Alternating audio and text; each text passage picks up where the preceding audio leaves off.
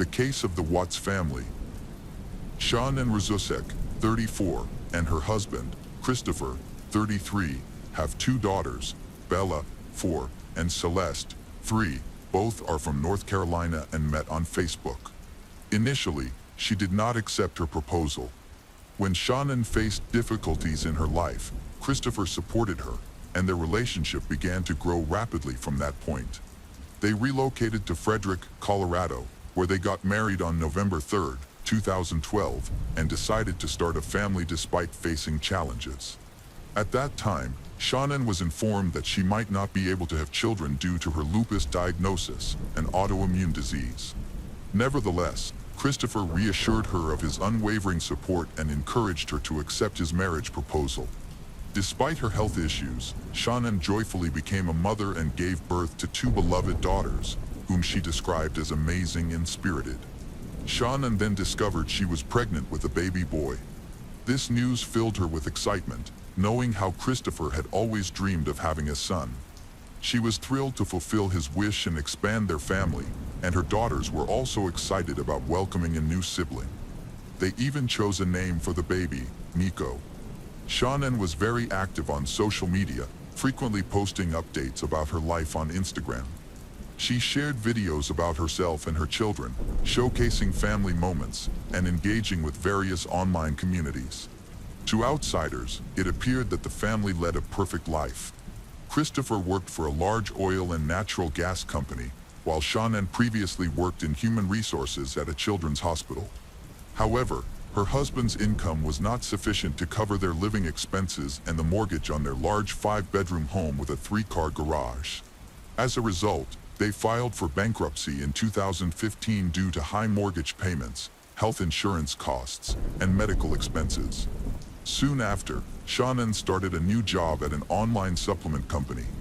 She loved the job because it offered many benefits. She could spend all day with her children and have quality time with them, while also having the opportunity to travel for work with a high salary, which suited her very well. On June 16, 2018, she shared a heartfelt post on social media about her life, expressing her happiness and satisfaction with her new job. In her post, she mentioned that she loved the lifestyle that allowed her to live fully and cherish every moment with her family. Shannon often expressed her happiness and painted a picture of a thriving, successful, and friendly family on social media. During a live session, she mentioned that she had many upcoming plans and trips. From June 22nd to 26th, she was scheduled to travel to San Diego with Christopher. After that trip, she planned to take their daughters to North Carolina to visit relatives, returning home on August 7th. She was also looking forward to a short business trip for work that would last just a couple of nights.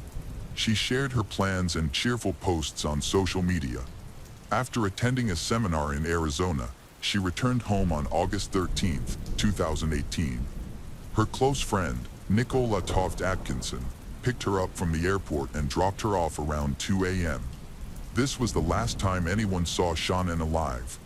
A friend later noted that Shannon appeared very tired and exhausted, as if she hadn't been sleeping well, but she seemed determined.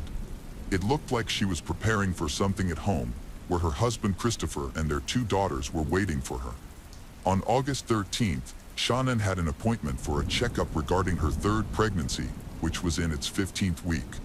The doctor's visit was necessary to ensure that everything was progressing normally.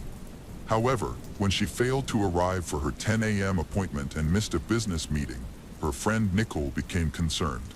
Nicole found it unusual that Shannon wasn't answering her phone or responding to text messages, especially since Shannon typically took her communication seriously because of her job and her responsibilities as a mother.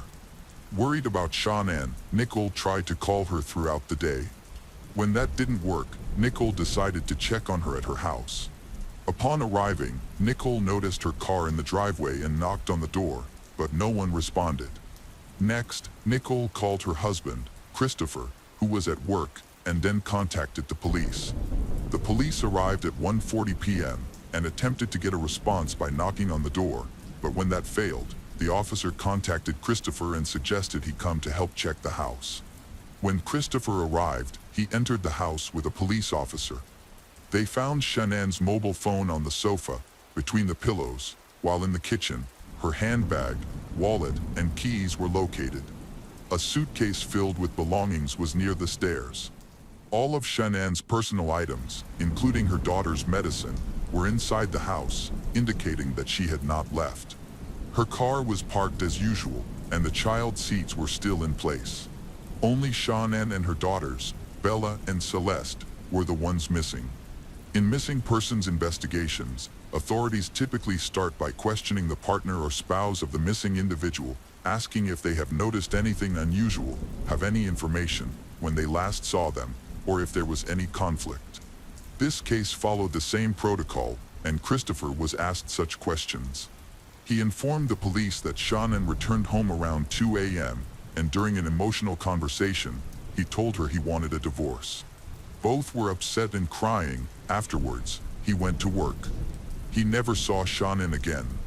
Surveillance footage from a nearby house confirmed that he left at 5:15 a.m., and no one else exited the house after that, prompting the police to call in a detective.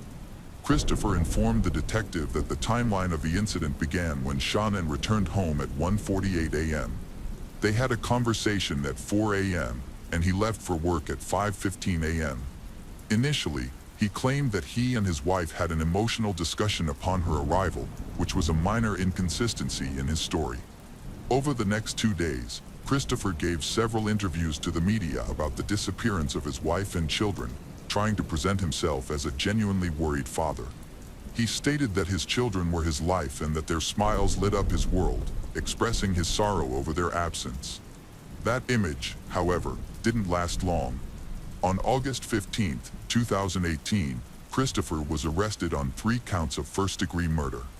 He had previously failed a lie detector test, and during a later interrogation, he confessed to killing his wife, but denied any involvement in their daughter's death. Investigators also examined the neighbor's video footage, which showed Christopher loading a large, heavy object wrapped in a sheet into his car at 5:30 a.m. on August 13th. Notably, there was no video evidence of Shannon leaving the house. This lack of footage led the police to conclude that Christopher was loading the bodies of Shannon and their daughters into the vehicle. Before he fully confessed, he requested to see his father. When his father entered the interrogation room, he shared his account of the incident, shocking everyone present, as no one anticipated what he would say. Christopher shared that he and Shannon had a deeply emotional conversation in which he acknowledged their marriage was failing. Just before leaving for work, he glanced at the baby monitor and saw Shannon attempting to strangle their daughter Celeste by the crib. He immediately rushed to the room and found Bella bruised and, unfortunately, dead. Witnessing Shannon harm their children drove Christopher into a fury, and in a fit of rage, he strangled his wife in a similar manner. Christopher mentioned that after discussing divorce, Shannon threatened that he would never see their daughters again, seemingly indicating she was about to act on her intentions. Following his confession, Christopher revealed to the authorities where he had hidden the bodies, guiding them to the site near his workplace, where oil tanks were located. Shannon was buried in a shallow grave about 40 miles from their home, while their daughter was placed in the oil tanks, submerged in crude oil. He explained that the tragedy arose because he and his wife had drifted apart, focusing on their children but neglecting their relationship. However, a significant detail later emerged that changed the narrative. Christopher had been having an affair with a woman named Nicole Kessinger, which began while Shannon and their daughter were visiting relatives in North Carolina. Nicole was a contractor at Christopher's workplace, where they met and quickly entered into a relationship. He told her that he and Shannon had mutually agreed to divorce and mentioned that they had 2 daughters, but he did not disclose that Shannon was pregnant with their 3rd child. Later, Nicole mentioned that if she had known about the pregnancy, she would never have spent time with Christopher. Although their relationship was new, it progressed quickly, and Nicole was already planning to marry him. The day before Shannon and her daughter went missing, Nicole had been shopping for a wedding dress. When Shannon and the kids' disappearance captured public attention, Nicole went to the police to disclose her affair with Christopher. She revealed that she had visited Christopher's family home twice at the beginning of their relationship, but her visits were brief. Nicole also believed that financial issues were a motive behind Christopher's actions. She recounted that on the night Shannon was reported missing, she called Christopher and found him in bed, getting ready to sleep. He claimed that his wife was missing, likely because she intended to leave him and take the kids with her. Nickel found it odd that he could sleep calmly under such circumstances. Realizing something was definitely amiss, Nickel decided to inform the police and cooperated fully with their investigation.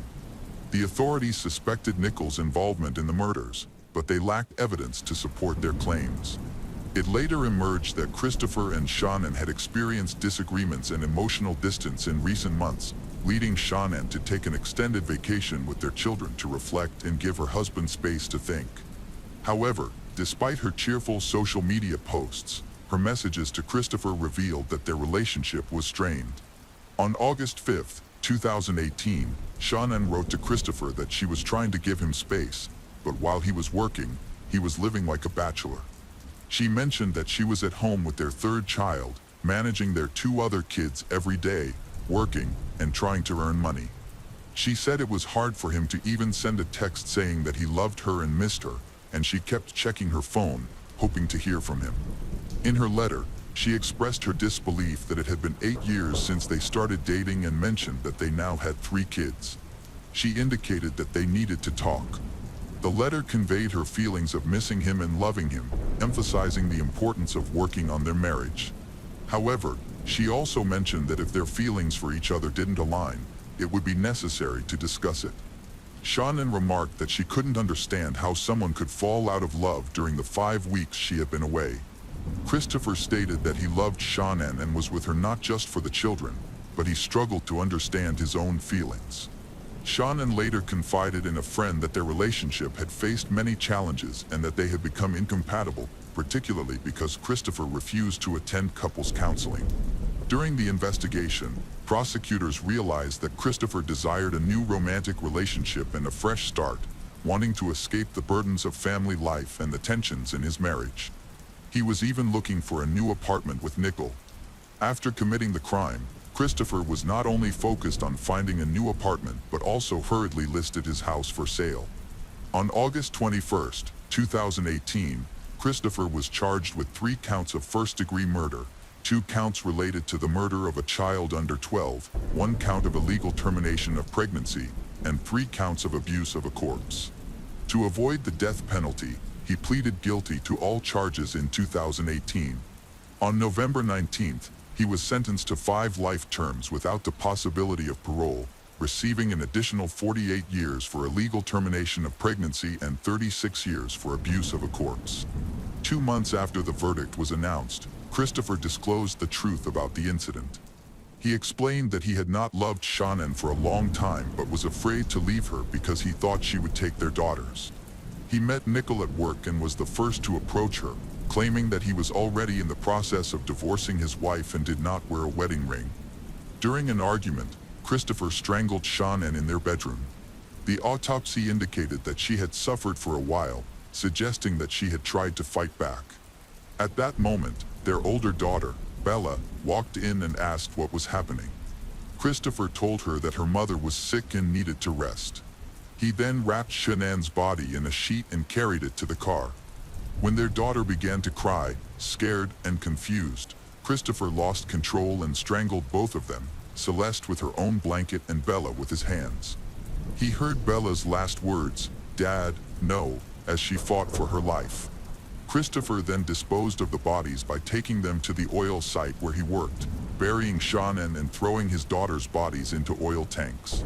After the verdict, Christopher Watts was sent to state prison but was later transferred for safety reasons to a maximum security facility in Wisconsin, where he will spend the rest of his life.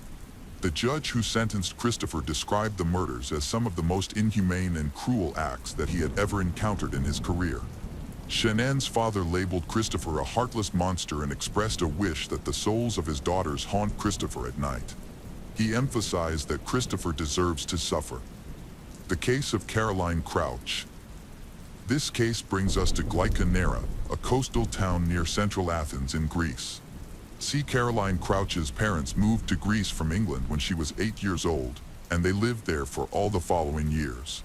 At the age of 15, Caroline met her future husband, Babish, in the town of Alanisos, where her parents had settled. Babish's parents had a summer house for recreation, which he often visited. Although he was 14 years older, Caroline and Babish eventually started dating and then living together. In 2019, they got married. Babish was successful and respected. He held the position of helicopter pilot, and Caroline was studying at the university, hoping to enter the School of Public Catering. Caroline, 20, lived there with her 34-year-old husband, Babish Anagnostopoulos, and her black belt in boxing. She loved animals and got herself a husky puppy when he was only 2 months old. Caroline named the dog Roxy and devoted a lot of time to the pet. In addition to the puppy, there were 4 more cats. A few weeks after their wedding, Caroline found out she was pregnant. Unfortunately, after only 3 months, her pregnancy was interrupted. However, there were no complications. After that, she was able to conceive again and gave birth to a beautiful girl, whom her parents named Lydia. Caroline's world revolved around Lydia. Everyone who knew her said that motherhood was absolutely everything to her. On May 11, 2021, the police received a call from a house in Glica Nera, which turned out to be the home of Caroline and Babish. The officers were told a story so horrifying that even the oldest and most experienced detectives were in complete shock.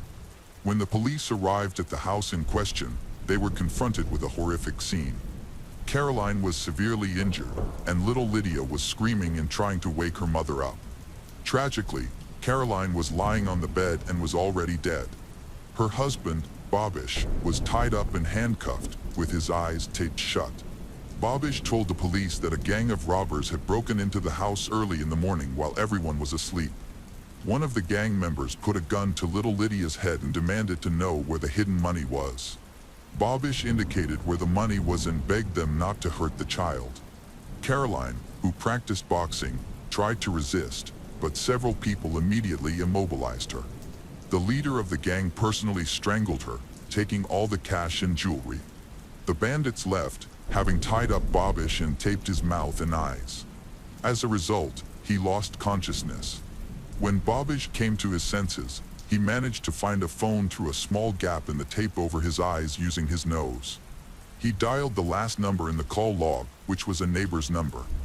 When the neighbor picked up, heard muffled sounds and moaning, realizing the situation, the neighbor rushed to Babish's house, helped him call the police, and recalled later that he had heard some sounds from the neighboring house but did not attach any importance to them.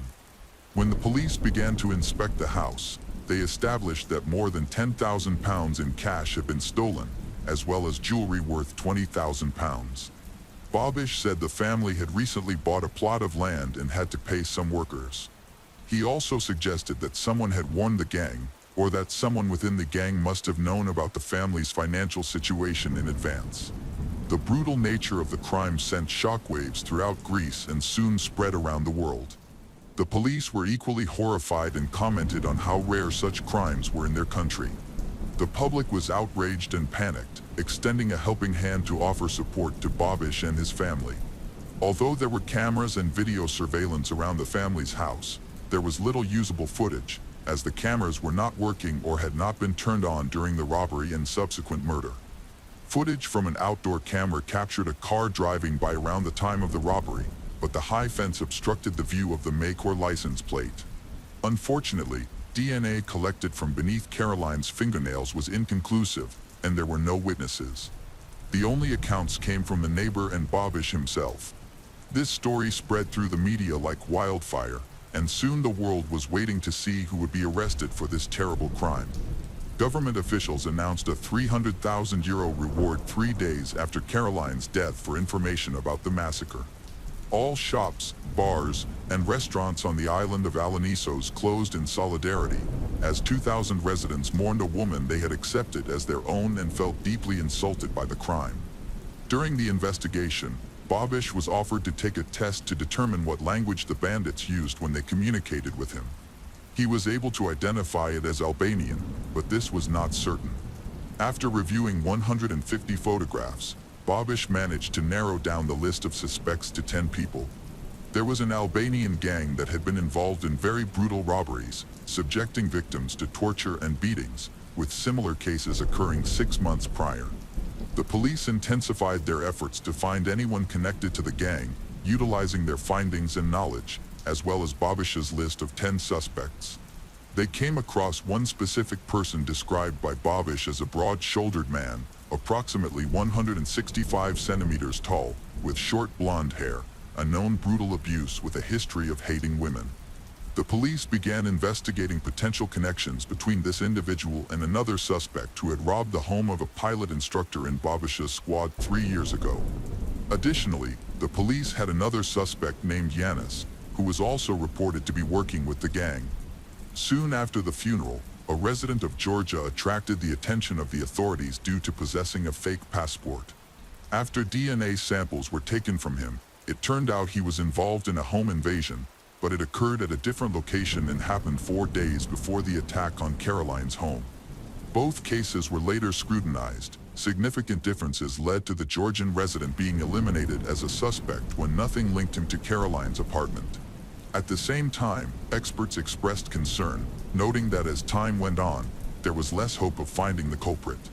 Police sources told local media that there was so little evidence found in the house that it seemed as if the robbers had thoroughly cleaned the crime scene and erased their tracks before leaving. Caroline's husband was frequently called to the police station, and he obediently came with a mournful expression, conscientiously answering all of the investigators' many questions. The detective studied the chronology of those days, the work schedules of Babish and Caroline. They sought as much information as possible about the couple and their relationship. Babish shared much information, but the diary found in the house painted a very different picture than what it presented. In her diary, Caroline described Babish as rude and cruel, revealing that she had been trying to leave him for a long time. Caroline first told her husband about her desire to leave in July 2020, when their daughter Lydia was born. She expressed that she had become increasingly unhappy and was searching for a new home. However, she began to doubt her decision, thinking about her daughter growing up in a single-parent family. Later, she wrote that Babish had control over her and had installed a tracking app on her phone. When Caroline attended therapy sessions, he could hear everything discussed.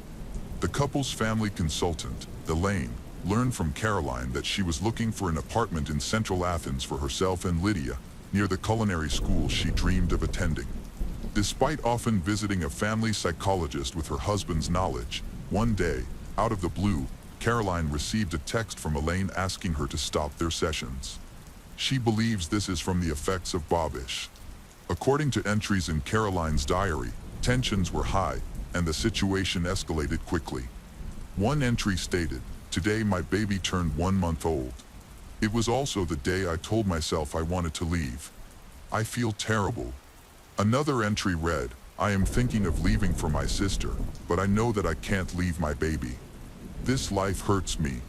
They say the psychologist encouraged Caroline to trust her mother, but she replied that she didn't want to disappoint her. Prosecutors claimed the murder was entirely intentional, pointing to the cameras being turned off before the killing and the memory cards being removed as calculated coincidences. 38 days after the scene of violence and robbery, during a memorial service for Caroline, police officers approached Babish with a request to come with them for another interrogation. Babish begged to wait until the service ended, but he was told this matter could not wait, as someone had been detained and his identification was needed. He was advised not to call anyone and to hide his phone while following them. This was actually a set-up, as the police needed Babish himself as a suspect. The entire situation was becoming increasingly confusing and hard to believe. Inconsistencies and discrepancies emerged.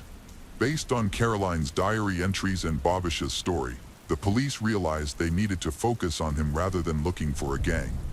When analyzing data from Caroline's smartwatch, they found that she had been in a state of extreme mental or physical stress for 6 minutes around 4 a.m., leading them to conclude that she died at a different time than what Babish claimed. Geolocation data from his phone indicated that Babish had been walking up and down the stairs of the house for several hours, just when he claimed he was tied up by gangsters and unable to move.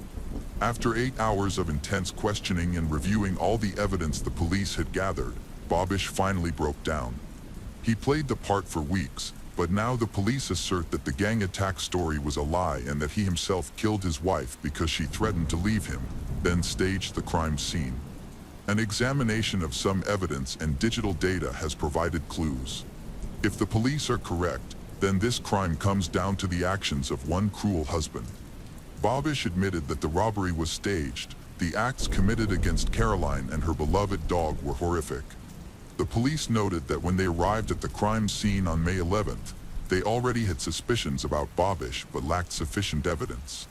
He had played a cunning game, cooperating with the press to manipulate the narrative of his grief, all while deceiving everyone. The police wondered if there was another potential motive for the murder: money. It turned out that Bobish had led a very wasteful lifestyle. Recently, they had gone on a luxurious holiday, during which they spent a large sum of money. They also bought land and designed their dream home worth 14,000 British pound. There was also information that Bobish had been involved in the transportation of banned substance, earning money for his luxurious lifestyle by transporting them via his helicopter. Caroline's father is sure that there is a lot of truth in this information, having studied the chronology of events and the data the police compiled. In Bobish's testimony, what appeared in the early morning of May 11th was concerning. At some point in the evening, Caroline texted her friend that she was leaving Bobish. Data from her phone showed that she had been trying to book a hotel for herself for the next day, but she decided to spend that night at home. At 12:35 a.m., Bobish was seen at their child's crib while Caroline was upstairs texting her friend. At 1:20 a.m., Bobish took out the memory card from the CCTV camera inside the house. Then they started to quarrel over the text messages. According to this data, Caroline's pulse jumped 50% at 4:05 a.m. when Bobish smothered her with a pillow. 5 to 6 minutes later, at 4:11 a.m. the watch stopped recording her heartbeat.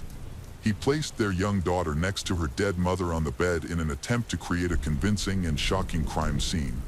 He then threw clothes around the house to stage a robbery. At one point, he also got rid of Caroline's pet husky. The finale of his scheme was tying himself up and taping himself.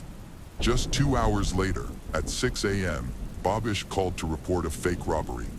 An expert stated that Caroline died in torment, and, with the help of her smartwatch, it became clear that she was resisting with all her might. In his speech in court, Bobish described the strangulation of his wife as a hug. He claimed that Caroline tried to move away from him while they were lying in bed, so he held her tightly. When she tried to turn face down, he continued to hold her, pressing her hard against the pillow until she stopped moving. This continued for 5 minutes. Afterward, it seemed like Bobish tried to stir her or wake her up, but it was in vain, and then he realized that it was all over. Bobish claimed that he killed Caroline to protect his daughter.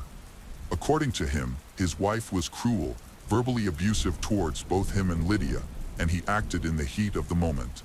He insisted that when he killed his wife, he had no intention of lying and that all his actions were driven by the desire to protect his daughter.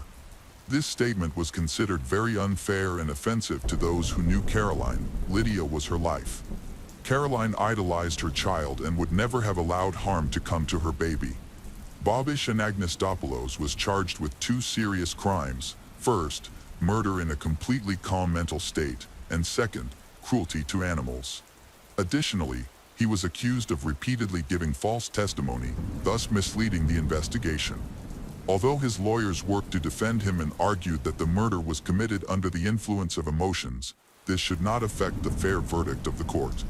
The case has caused a public outcry and prompted protesters to march in the streets with signs and slogans declaring "No to domestic violence." On May 16, 2022, about a month after the trial began, a jury found Bobish guilty of manslaughter while in a calm state, murder of a domestic animal, false reporting, and false testimony.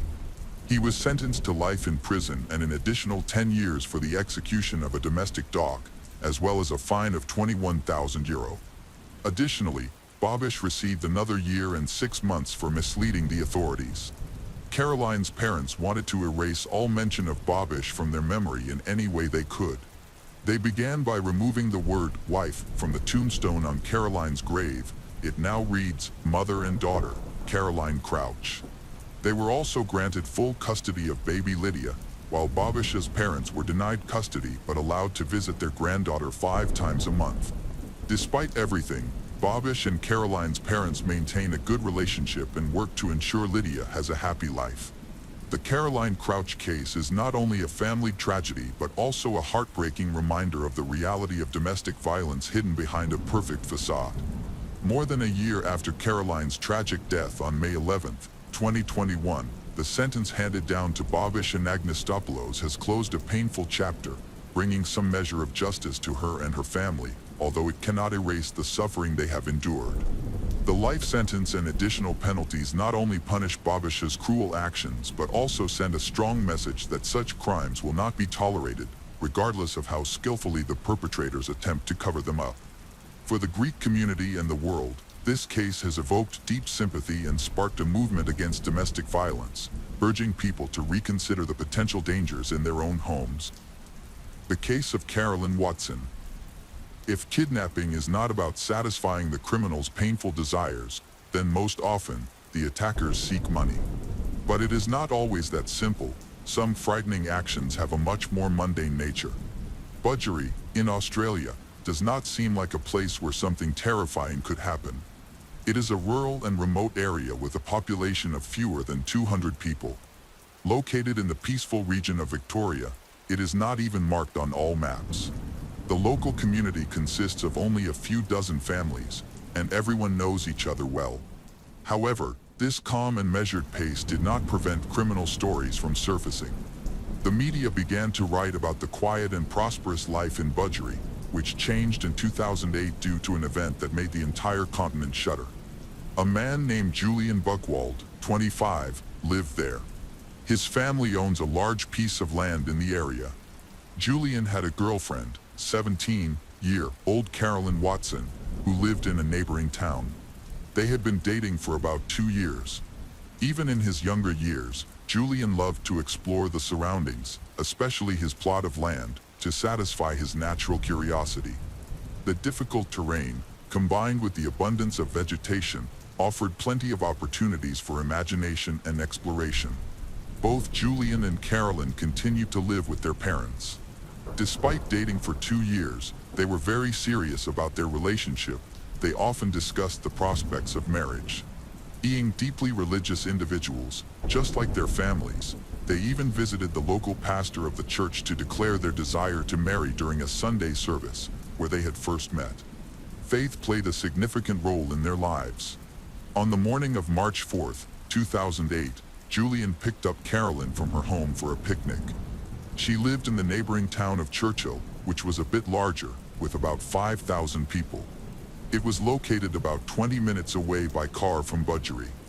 After leaving, they returned to Julian's house because he had forgotten some food in the car that could spoil in the heat. They gathered everything they needed and quickly left before it got too hot. Typically, Julian and Carolyn would relax on Julian's family property, where there were plenty of secluded spots that looked picturesque for a romantic outing. However, this time, they decided to venture further to visit a nearby waterfall. Around 3 p.m., they planned to return.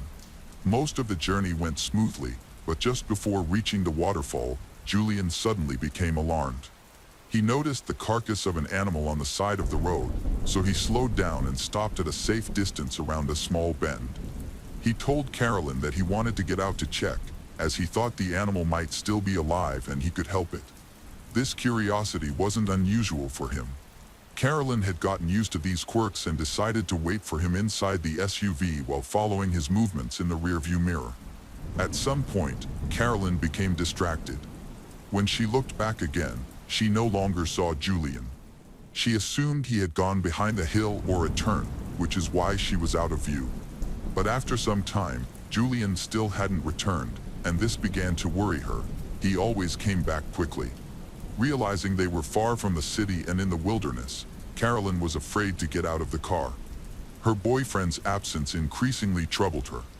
Suddenly, she caught sight of something even more frightening in the mirror. A figure darted into view. She saw a man standing next to the car. He looked threatening, fully dressed with gloves, and wearing a balaclava. Carolyn intended to lock the doors of the car, but the stranger had already jumped to her side, opened the door. Before she could react, pulled her out of the car and threw her to the ground. He covered her mouth with tape, silencing her screams, and she could barely resist. Within minutes, the kidnapper had bound and blindfolded her, then shoved her into the trunk of his car. Terrified, Carolyn hoped that Julian would return to save her. However, the kidnapper got behind the wheel and drove away, leaving her alone with her fear. She tried to escape, but the ropes were too tight to loosen. It felt like the trip lasted several hours. Eventually, the SUV came to a stop, the trunk opened. The kidnapper, still wearing a balaclava and gloves, stood in front of her again. He threw her onto the ground, and Carolyn realized she was still unable to free herself from her bindings. Despite her desperate attempts to do so, she had little idea of where she was located, but she saw that there was a dense forest surrounding her. The stranger tore off her clothes, using a knife to cut away her underwear, and then walked away. Carolyn was completely naked, lying next to the car. She heard a sound as if the kidnapper was digging. This noise came from a few meters away. Carolyn realized that she was about to die. She could not imagine what awaited her, but she understood that she would not get out of here alive. The only thing she could do in such a situation was to pray. At that time, Julian's mother and father noticed their absence and that both had left by car. Julian and Carolyn told their parents that they were going on a picnic together but did not specify the location. They were expected to return around 3 p.m., but the clock now read around 5 p.m. While everything could be attributed to youth and passion, Julian and Carolyn was always very responsible, was never late, especially for an extended period. Julian's mother called her son, but he didn't answer. Carolyn also ignored the calls. This was uncharacteristic for them, as they always stayed in touch. A delay of several hours seemed unthinkable, considering that they had not warned anyone that they would be late. The parents inspected the area around the house but found no traces of Julian and Carolyn. A search operation alone on such a large piece of land seemed pointless, so Julian's mother decided to return to the house and wait for them in the driveway. Suddenly, she discovered something strange. She saw a glint as from glass and found a bottle with a note inside that was stuck in the fence mesh. She read it, and its contents horrified her. Some criminal had written that he had kidnapped Julian and Carolyn. The text was full of obscene language. The criminal warned the parents not to report it to the police, otherwise, Carolyn would be burned alive, and Julian would die in agony. The kidnapper spoke of some business he had to attend to, stating that if he succeeded, the children would return home safe and sound, but only if the parents complied with all his demands. This message horrified she. Though she panicked, she was not going to follow the demands of the criminal and reported the matter to the police. Law enforcement officers immediately responded to the call and began to inspect the area, which was rugged terrain with a lot of vegetation. There was much work to be done. Relatives hoped that Julian and Carolyn had secluded themselves in the area since they rarely left Butchery.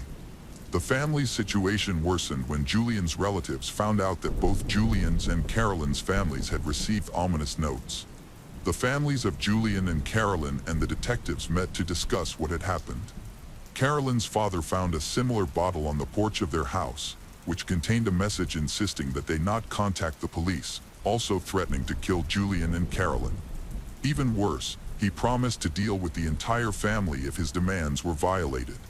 Everyone wondered what could possibly have motivated the hatred toward this sweet couple of young people. Initially, it was believed that that were just a cruel joke. Now the police had 2 notes, as well as the real disappearance of Julian and Carolyn. Until late in the evening, neither Julian nor Carolyn had made contact. The handwriting in both letters was identical. That means that the 2 families may have a common enemy. However, no one had the slightest idea who he might be. It was curious that the note contained a symbol that seemed to have an occult nature. Some group that considered Christians their enemies. This was considered a valuable clue, and it was quickly discovered that it was used by a certain satanic cult called the Order of Nine Angles. The history of this organization was checked and found that it had appeared in Great Britain back in the 60s, was actively luring in members in the 70s. However, the cult did not become widespread and did not have a large number of followers. Some of its members were being held accountable for extremist ideology and various threats. As the activists gained notoriety, the group opened branches in several countries around the world. Their ideology included isolating their members from the rest of society. They openly advocated for violence and committing crimes against perceived enemies, specifically targeting Christians whom they recognized as opponents to be destroyed. The most frightening aspect of this movement's activities was the propaganda promoting human sacrifices, which horrified families and prompted the police to intensify their efforts. Julian and Carolyn were simply devout Christians. Interestingly, until that point, the activities of this group had only been observed in Australia. They could potentially attempt to declare themselves by committing their first ritual murder. Satanists might use the sacrifice of Julian and Carolyn to gain fame from there began to gather like-minded people. The relatives did not receive any news for several days. Julian's car was declared wanted, but that didn't help. All the detectives' efforts proved in vain as they couldn't find either Julian and Carolyn or any leads on where to continue searching. Considering who Carolyn and Julian may have contacted, it was believed that it would be impossible to return they alive.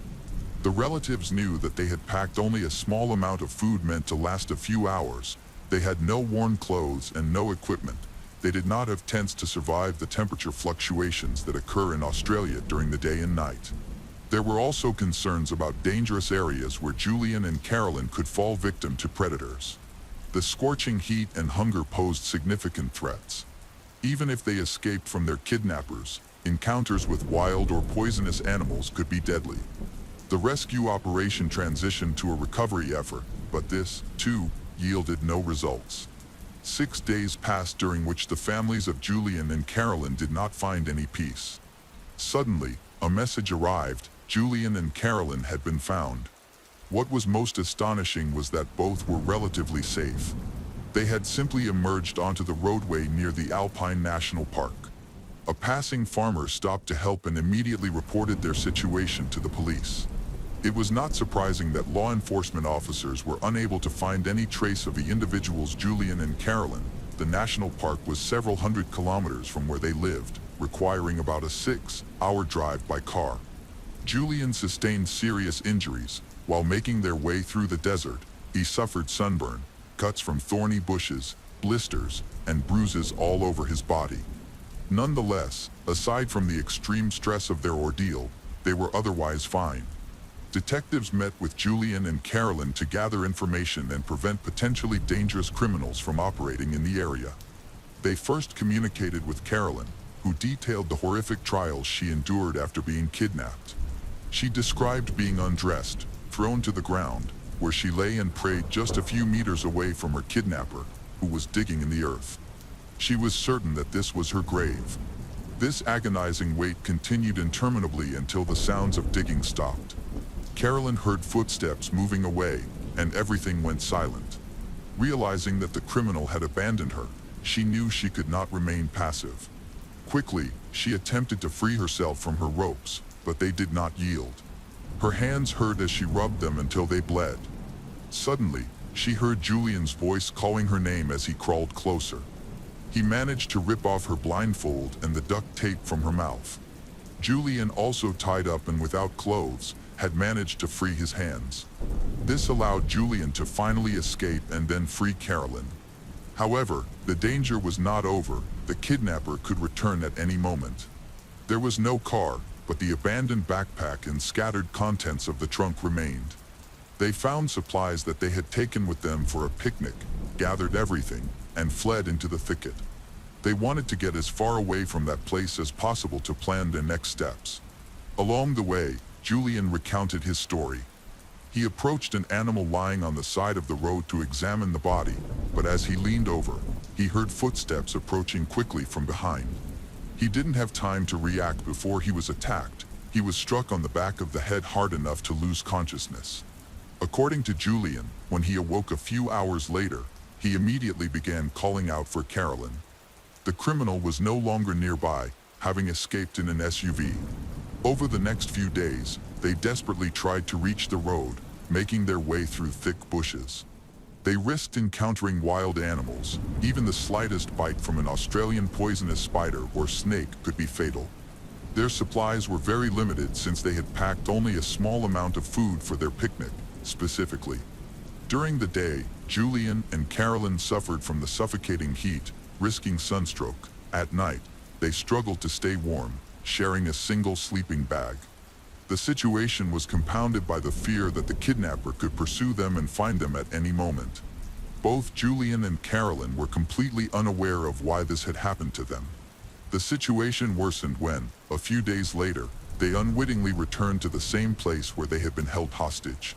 As it turned out, they had made a large circle. Nevertheless, Julian took advantage of the situation. Despite his fear of being caught, he was able to steal clothes and any remaining food, improving the dire condition of the starving couple. However, everything came to an end quickly. Carolyn fell into despair, feeling that they could not be saved, and found solace only in prayer. Finally, God heard her pleas. After 6 days, they were able to find their way out of the dense bushes. They emerged onto the road, where the police spoke to Julian, for the most part, confirmed his girlfriend's account, except for the part where he claimed to be unconscious. Julian and Carolyn was sent to stay in the hospital and then with their relatives, but law enforcement officers had no time to rest. Despite the miraculous rescue of the kidnapping victims, the armed forces still faced a real threat that the dangerous organization responsible for the kidnapping would continue its destructive activities. It had to be stopped at any cost. Before bloodshed could begin, the police decided to go to the place from which the prisoners had escaped. They found cut pieces of duct tape, clothing, a shovel, and other items, all of which were checked. To the detectives' amazement, some items belonged to Julian, including a rope found in his house's barn. There was also disturbed earth that had been dug up. The detectives discovered a balaclava, black clothing, gloves, and other things described by Carolyn. From that moment, Julian's story became even more disturbing. In particular, Julian was never able to show any signs of the head injuries he claimed to have sustained. Any such injury should have remained visible, especially if Julian had indeed delivered a blow that could have knocked him out for several hours. They decided to talk to Julian again. From the start, the detectives made it clear that they had good reason to suspect him of kidnapping. Julian was nervous but insisted on his story, referring to his beloved, who confirmed much of what he said. However, within a few hours, he was brought to justice. Julian admitted that he had organized the kidnapping himself. He had bought the items he intended to use for the kidnapping in advance, taking some from home, including items that allowed him to hide his face from Carolyn. He had even trained for some time to tie knots that would not injure when immobilizing someone. The cult symbols used in the letters were meant to scare his parents and Carolyn's relatives into not contacting the police, preventing detective intervention. Julian deliberately used foul language in the letters he sent to the Buchwald and Watson families. No one thought he would say such words. Julian had deliberately chosen the longest route to the waterfall to avoid detection and confuse the tracks. The guy kept a lookout for anything suspicious that could attract attention and give him the opportunity to implement his plan. He eventually noticed an animal carcass on the side of the road and decided it was time to act. Julian stopped around a corner to hide from Carolyn's sight, changed his clothes, and returned to the car to play out the rest. The place he had chosen to take Carolyn was far away, allowing them to stay away from people. According to him, when Carolyn heard sounds of earth being dug up, he was actually not making a grave but getting rid of evidence. After that, he got into the car and drove away to hide it in the woods, then he returned to Carolyn. Along the way, he got rid of his clothes and wrapped ropes around his hands to make himself look like a kidnapped person. After that, he began to call her name in a weak voice, pretending that he had just regained consciousness after a blow to the head. The kidnapping was carefully planned. He had items that helped they survive this difficult period. Even the fact that they returned to the place from which they had escaped was part of the plan. However, one aspect still remained unclear. Why stage such a spectacle? 22-year-old Julian admitted that he wanted to marry Carolyn immediately. They had already been dating for 2 years, but she did not agree. 17-year-old Carolyn planned to finish school, decide on her future, go to college, get a job, become independent before finally tying the knot and starting a family. At the same time, both were devout Christians who believed in abstaining from intimate before marriage. He did not want to wait so long. He desperately wanted to satisfy his intimate desires, so he staged the kidnapping. He specifically planned everything so that they would both be isolated during their wandering through the dense thickets. Julian tried various tactics to persuade his girlfriend to be intimate. He reasoned that they might not survive this adventure, and it was worth trying intimate. He also convinced Carolyn that in the face of death, they had entered into an alliance in the fight for their lives, which he equated with marriage. Julian even tried to persuade her that they needed to engage in intimate intercourse to keep warm at night, claiming he had read about such a method somewhere. Carolyn was unwavering, continued to refuse, and insisted on her beliefs, convinced that God would save them. Therefore, his plan ultimately failed. Among the items Julian had prepared for the trip, there was a map of the national park. They had not actually gotten lost when Julian realized Carolyn was not going to give up. Therefore, he decided to lead them out of this national park.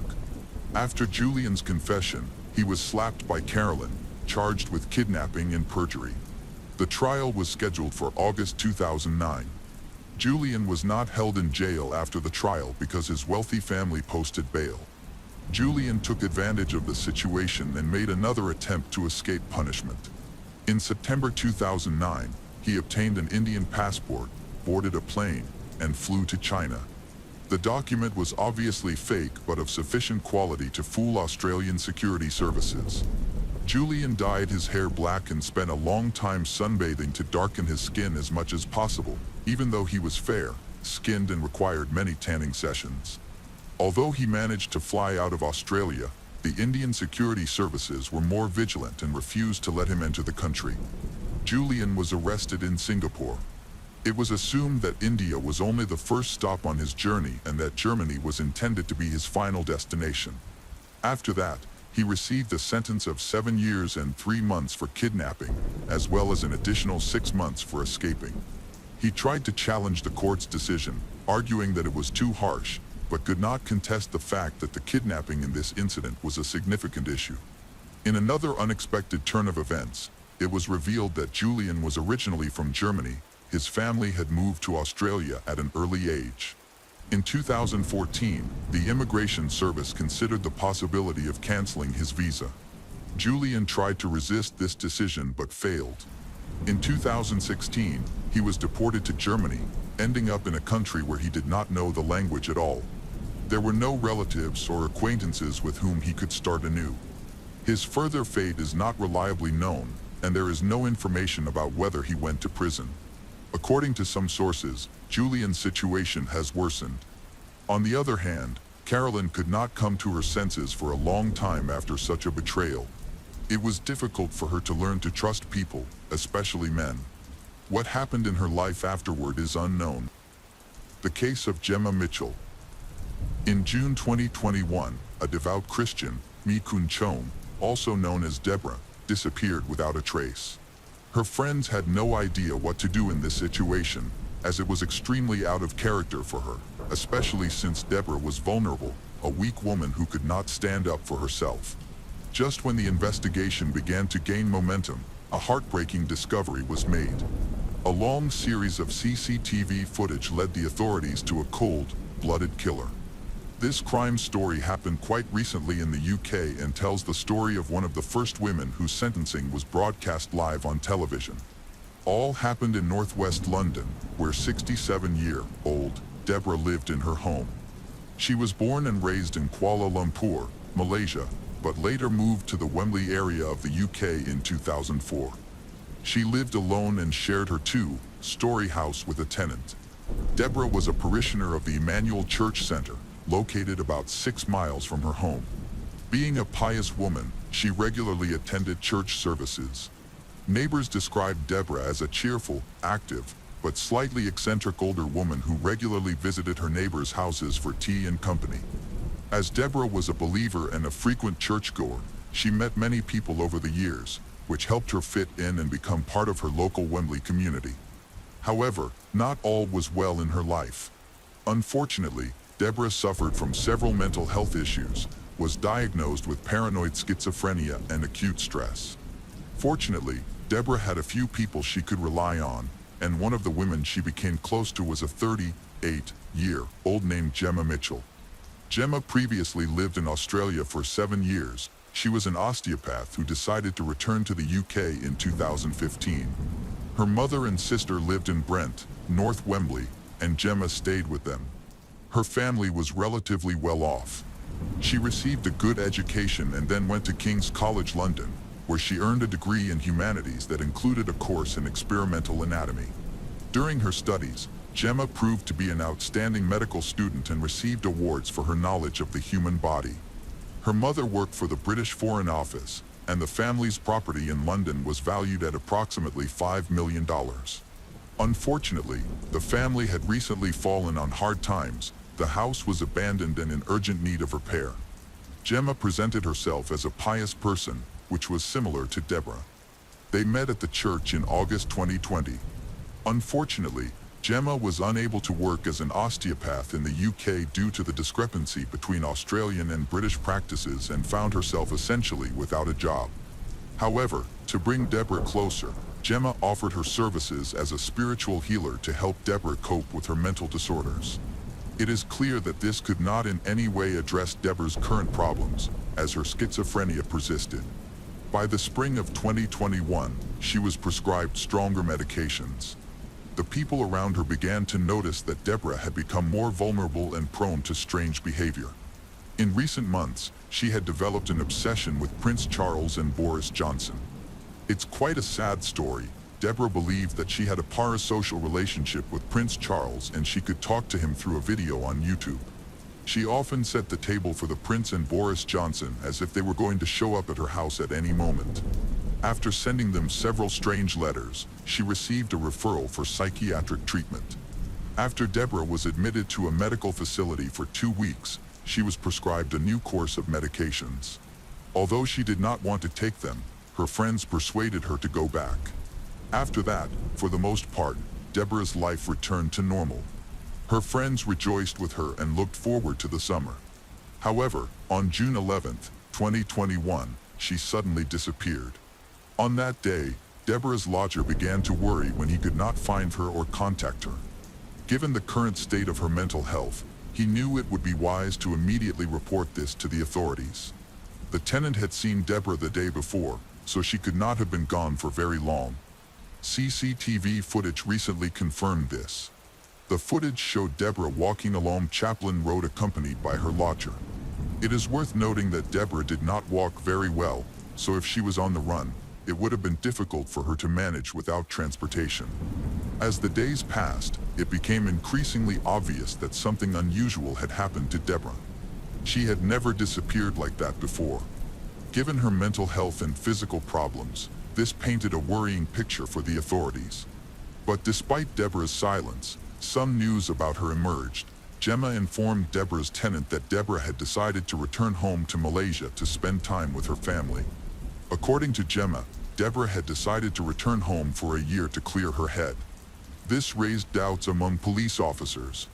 To fly to Malaysia, Deborah would have had to present her passport at customs, but there were no stamps recorded on it. No one had seen her leave the house, no local taxi companies had given her a lift, and there was no banking activity indicating that she had used any public transport. Days turned, and there were still no confirmed sightings of Deborah. However, 16 days after she went missing, a discovery was made 200 miles from Wembley. There was a small coastal town called Salcombe. It has beautiful beaches and lovely nature. Many people visit this area as tourists. One woman who came to discover the beauty of new places found much more than she expected. On June 27, 2021, the woman was walking with her family along Bennett Road in Salcombe when she saw a nightmarish scene as she descended the old steps. Nearby lay a decomposing body, and the head was missing.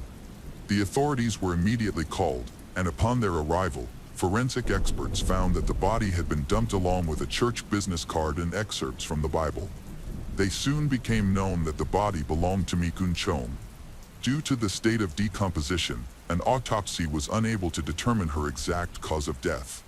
However, it could be said with certainty that she was missing her head. Injuries consistent with an assault were found on her body. Pathologists also believed that Deborah had been dead for about 2 weeks, which was consistent with the time of her disappearance.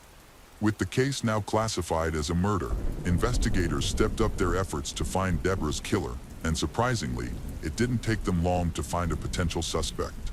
CCTV footage from around Deborah's home revealed some very disturbing movements. As officers checked all the friends who knew Deborah, they began to focus on her life.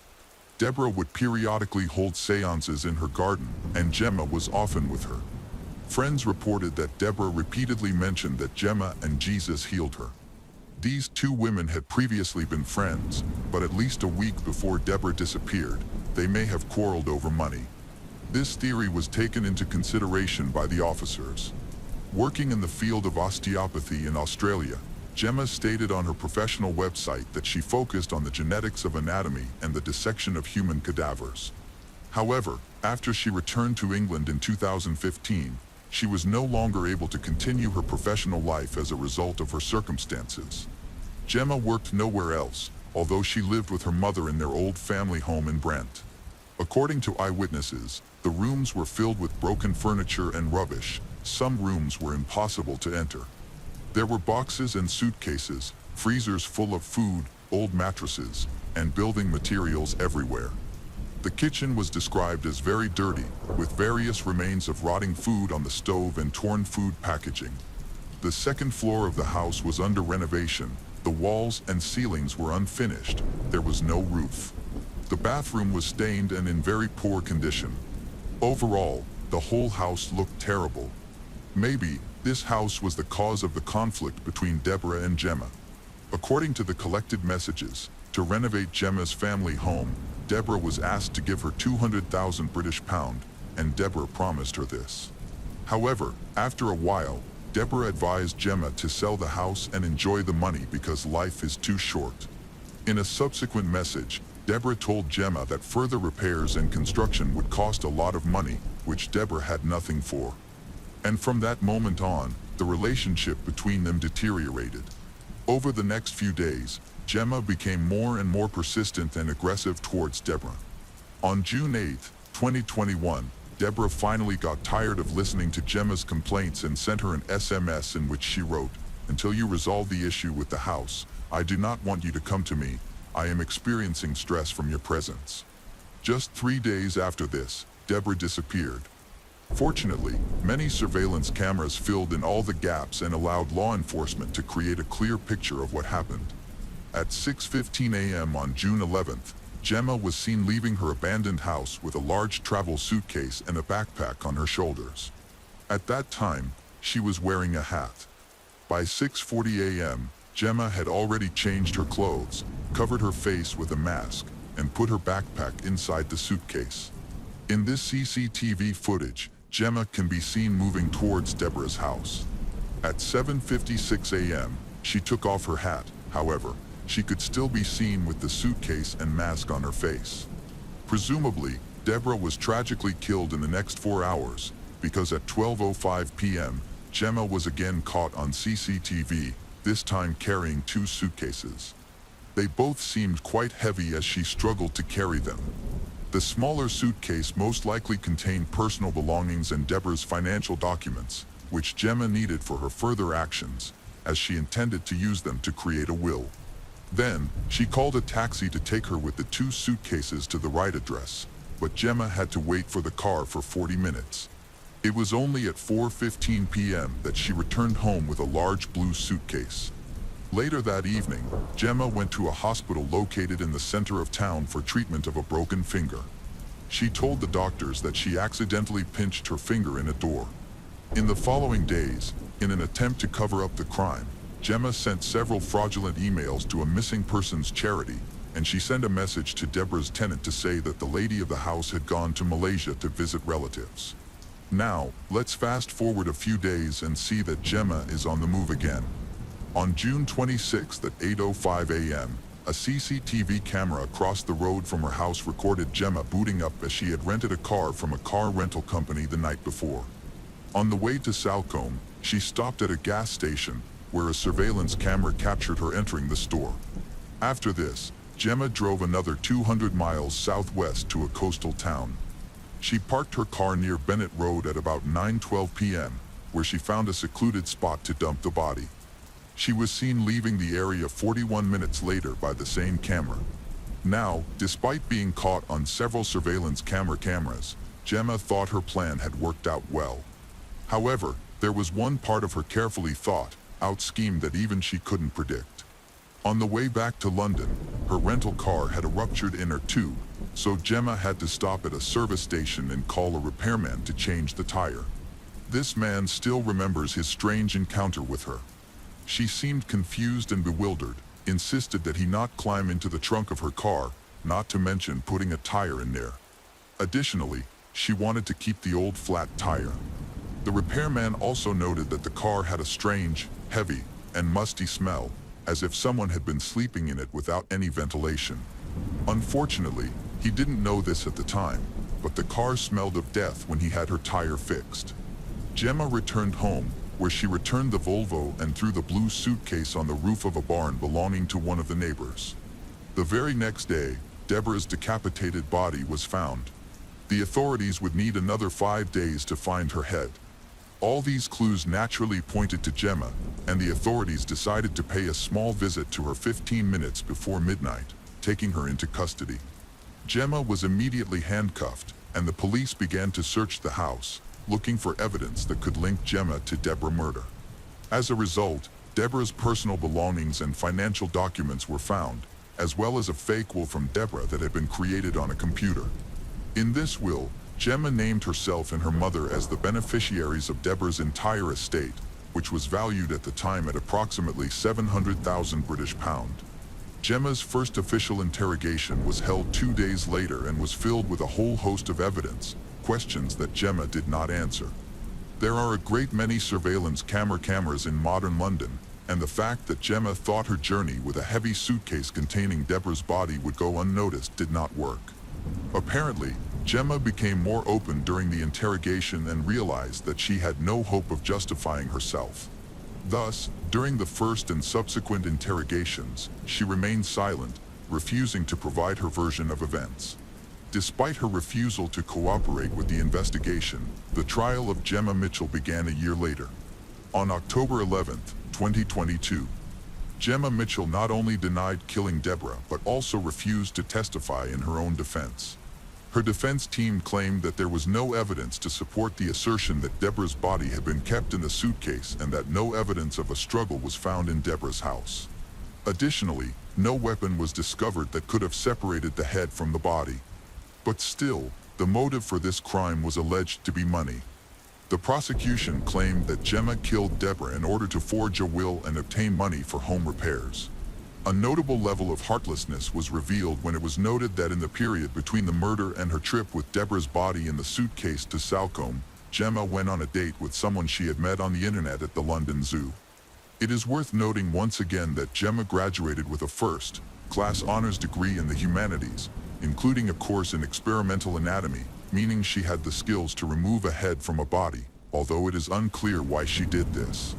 The deliberation, the jury delivered their verdict on October 27, 2022. Gemma Mitchell was formally found guilty of the murder of 67-year-old Mi Kun Chom. Gemma's conviction made national headlines. During the sentencing phase of the trial, which was broadcast live on television, Gemma became the first convicted murderer in England and Wales to be sentenced live, as well as being the first woman in the UK to have her sentence filmed. The judge's words to Gemma were quoted as follows. He stated that she had left her residence early in the morning with a large suitcase that, as shown on surveillance camera, was either empty or contained very little. He mentioned that she took public transport to Deborah's residence and stayed there for more than 4 hours. The judge noted that the suitcase she brought home was now clearly full and heavy. He expressed no doubt that she had killed Deborah in her home and concluded that, considering she had not provided any explanation during her interrogations, she had gone to Mi Kun Chom house that morning with the intent to kill. He remarked that she showed absolutely no remorse and seemed to completely deny what she had done.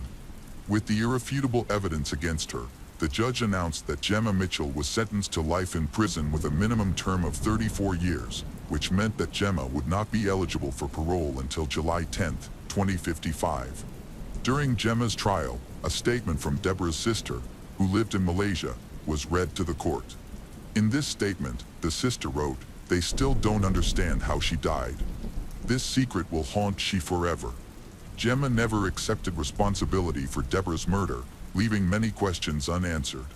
However, for many, the motive appears clear and simple. Deborah was a vulnerable woman seeking help for her mental health problems. She confided in her friend Gemma, even offering her a significant amount of her savings to help with the house.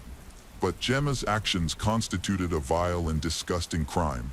Since Gemma's conviction, several of her former friends have come forward to share their own experiences with her, revealing that she had always tried to steal money, lured partners, and was a real snake. In the end, the case of Gemma Mitchell stands as a chilling reminder of how trust can be exploited in the most sinister ways.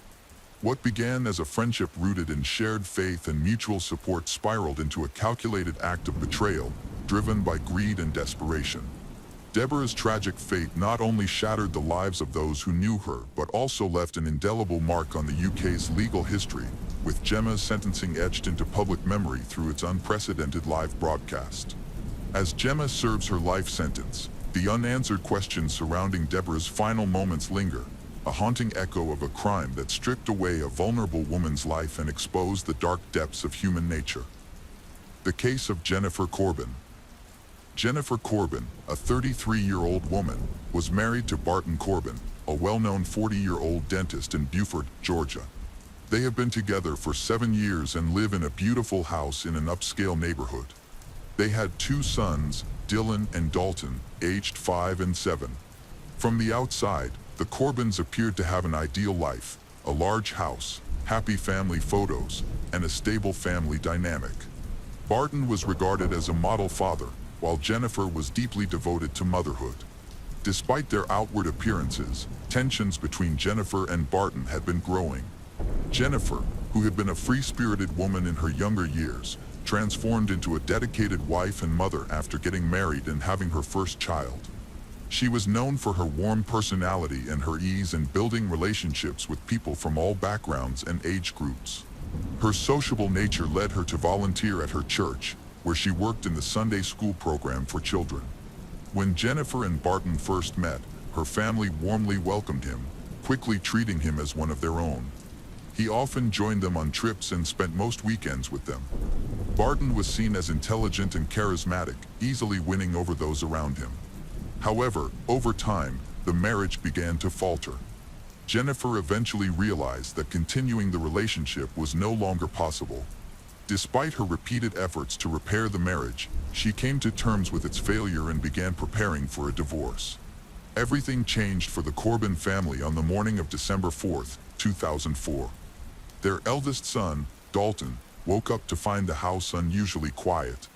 His mother usually rose earlier than everyone else, and his father, Barton, would already be preparing for work. But that morning, an eerie silence filled the home. Neither of his parents was anywhere to be found. Concerned, Dalton repeatedly called out to them, but there was no response. Finally, he entered his parents' bedroom and was horrified to find his mother lifeless. Horrified by the scene, Dalton, still wearing his pajamas, rushed to their neighbors for help, too distressed to even change his clothes. The neighbors quickly entered the house and confirmed that his mother, Jennifer, had passed away. Without wasting any time, they called emergency services at 11 a.m. When relatives were notified of the tragic news, they were in utter disbelief.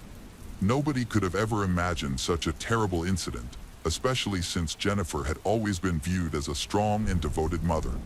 By the time family members arrived at Jennifer's house, law enforcement officers were already on the scene conducting their investigation. Her sister Heather went to the neighbor's home to comfort and care for Dalton and Dylan. Meanwhile, Dalton was inconsolable, crying uncontrollably. The traumatic experience left a deep psychological scar on him, and he struggled for a long time to cope with the horrifying memory of what he had witnessed. Jennifer's body was found in the bedroom of her house. She was wearing a nightgown and lying on her side. A weapon was discovered under the sheet next to her, with her hand resting nearby. Divorce papers were also found under the sheet. On the nightstand, there was an open bottle of wine. Jennifer had been going through an incredibly difficult time. Her husband had filed for divorce, sought custody of their children, planned to take the case to the Supreme Court to claim their property, and even demanded alimony. At first glance, the scene suggests that Jennifer voluntarily ended her life. The challenges she faced seemed overwhelming, and she had previously expressed frustration at seeing what she had long considered an ideal marriage crumble before her eyes. During this time, Jennifer frequently confided in her loved ones, sharing her fears of potentially losing custody of her children and the difficulties she anticipated during the divorce proceedings. Despite the police initially ruling her death as a voluntary act of ending her life, her family strongly disagreed with this conclusion. By late December, their frustration with the authorities had reached its peak. They insisted that she would never harm herself. To her, the divorce was not a tragedy but rather an opportunity to finally gain the freedom she had long awaited, despite the obstacles ahead.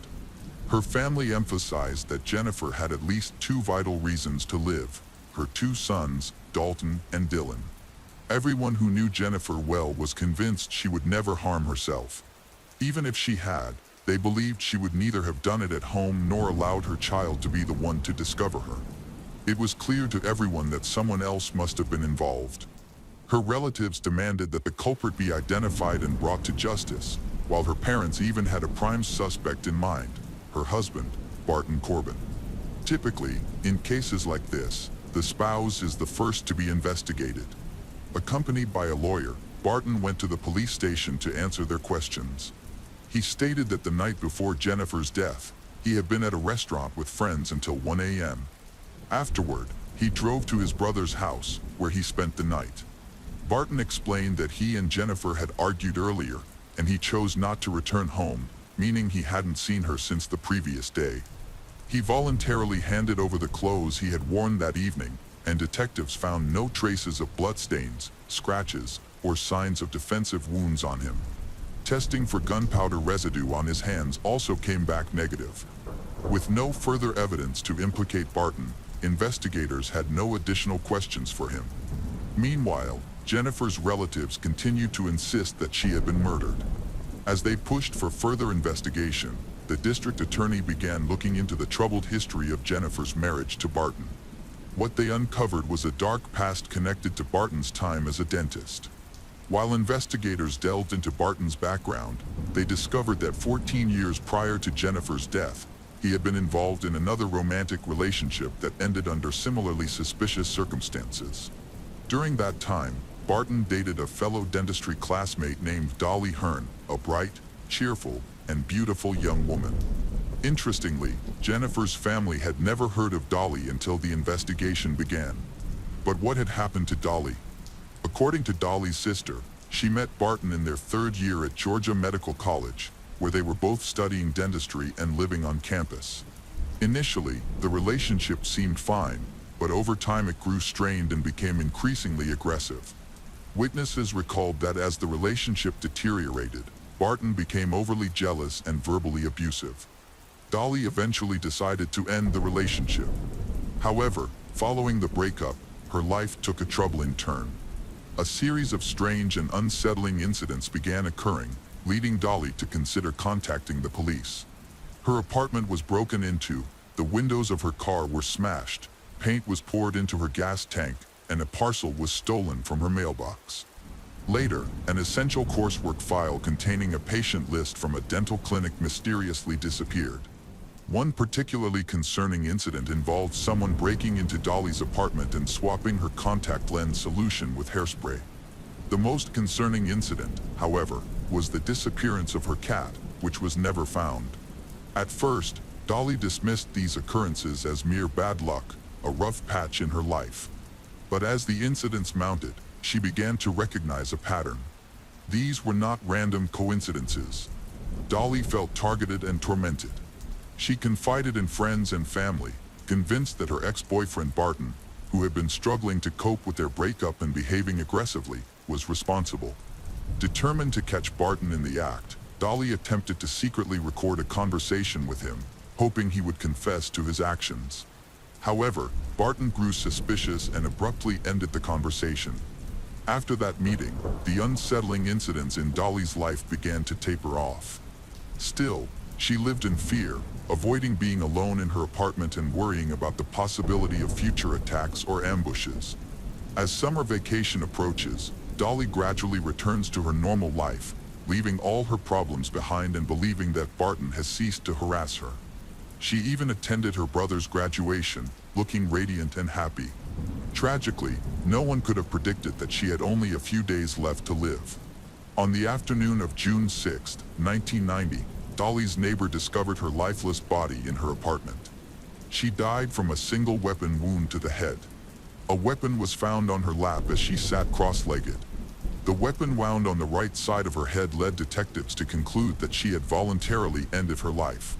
Similar to Jennifer's case years later, Dolly's death was quickly ruled as the end of her life. Unfortunately, due to the lack of investigative rigor in the 1990s, such cases were often inadequately examined. The presence of the weapon and the fundamental circumstances surrounding her death were accepted at face value, and the case was closed without additional investigation. Dolly's family, like Jennifer's relatives, is convinced that Dolly could not have voluntarily ended her life. They found it difficult to accept that such a bright, beautiful, and cheerful young woman, full of potential and showing no signs of depression, would voluntarily end her life. Both her mother and sister insisted that Barton should be investigated, especially because there had been a difficult breakup shortly before the tragedy, and his behavior had been suspicious. Although Barton was interrogated in the 1990s in connection with these suspicions, the authorities were unable to find concrete evidence linking him to a crime. Barton denied any involvement, and the investigation was eventually dropped, concluding that Dolly had voluntarily ended her life. Nonetheless, the case was never officially closed, thanks to Dolly's family's determination to seek justice. Her relatives tirelessly urged law enforcement to fully resolve the case.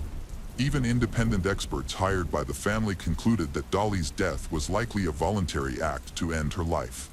Her mother, however, refused to believe that there was any good reason for her daughter to do so. Her mother maintained that Dolly had lived in fear of Barton during her final months and held him solely responsible for her death. Barton was described by his peers as intelligent and highly perceptive. His mind and ability to manipulate others often complicated matters. However, not everyone was deceived by him.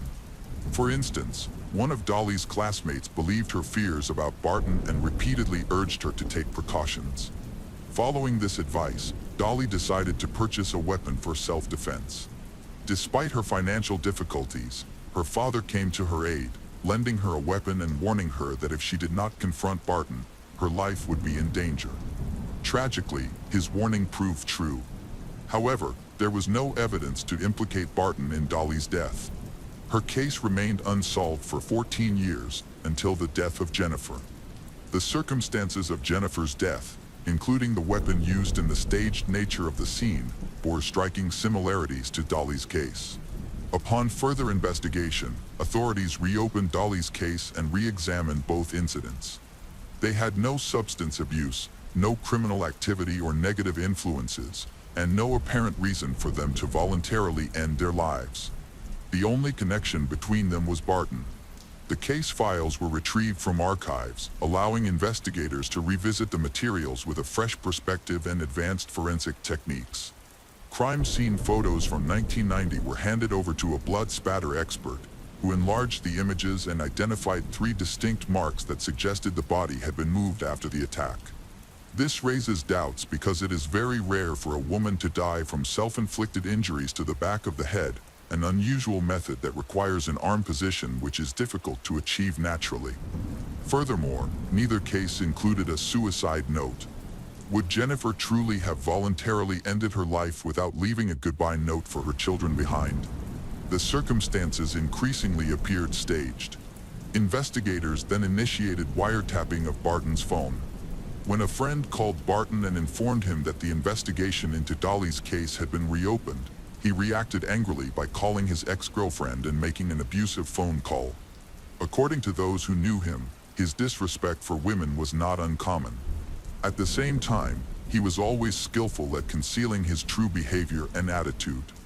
Thanks to wiretapping, the authorities were finally able to uncover the truth about his real character. Jennifer's relatives, upon learning about Dolly's case, felt compelled to meet her family. They discovered many similarities, particularly a shared goal of holding Barton accountable and ensuring his imprisonment. What shocked Jennifer's family the most was that Barton had never mentioned the tragic story of Dolly. 6 years after that incident, he went on to marry Jennifer. Had Jennifer known about these unsettling details, she would never have pursued a relationship with him. Both families were stunned and questioned why the authorities had overlooked these connections for so long. Even 7-year-old Dalton, who found his mother's body, told detectives during their first conversation that he believed his father was responsible for her death. Those who knew Barton were well aware of his explosive temper. Jennifer's family recalled that, for years, he frequently had angry outbursts, often directed at her or their sons. Toward the end of their time together, arguments became a daily occurrence. Shortly before her death, Jennifer confided in her mother that she no longer loved Barton and was staying in the marriage solely for the sake of their children. However, she has recently realized that Barton's presence was not benefiting their children. According to her family, the turning point occurred on Thanksgiving in 2004. During the holiday, Barton suddenly declared that they needed to leave. Not wanting to provoke an argument, Jennifer gathered their sons and left with him. That evening, she called her sister and revealed that Barton had attacked her in the car, in front of their sons. The following Monday, Barton filed for divorce. He demanded ownership of the house, custody of the children, and alimony. 2 days later, Jennifer caught him going through her purse. He stole her personal diary and cell phone before leaving the house, running over her foot with his car as he drove away. Nevertheless, she did not report him to the police. At this point, Jennifer began fearing for her safety. Only 3 days later, she was found dead. Her family was shocked by Barton's reaction to the news of her death. He showed no emotion, no sadness or shock. His cold demeanor immediately raised suspicions among investigators. While his reaction suggested guilt, it was not enough evidence to charge him. Prosecutors required concrete evidence connecting Barton to the weapon discovered near Jennifer's body. Upon investigation, they discovered that the weapon was a rare, older Smith & Wesson model. Its serial number was traced back to a dealer in Alabama, who had sold it in 1957. This discovery provided investigators with an important lead. They learned that Barton had a close friend in Alabama named Richard Wilson, a weapon collector with a particular interest in rare models. Richard and Barton had been friends since their college days. Investigators decided to interview Richard on December 15, 2004. During the interview, he stated that he had only vaguely heard about Jennifer's death and knew none of the details. He claimed that Barton had merely mentioned his wife's death without offering any specifics. He also denied knowing anything about firearms related to the incident. Unfortunately, the encounter did not provide investigators with any useful information. The police then shifted their approach and decided to track the geolocation of Barton's mobile phone. Barton claimed that on the night of his wife's murder, he had been out of town with friends and had later stayed at his brother's house, returning only the following morning. He insisted that his wife and children were alone at home that night.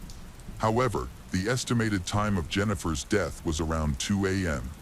Phone records revealed that Barton's mobile phone was near the house at the time of her death. This revelation destroyed Barton's alibi and significantly heightened suspicions, marking his first major misstep in the investigation.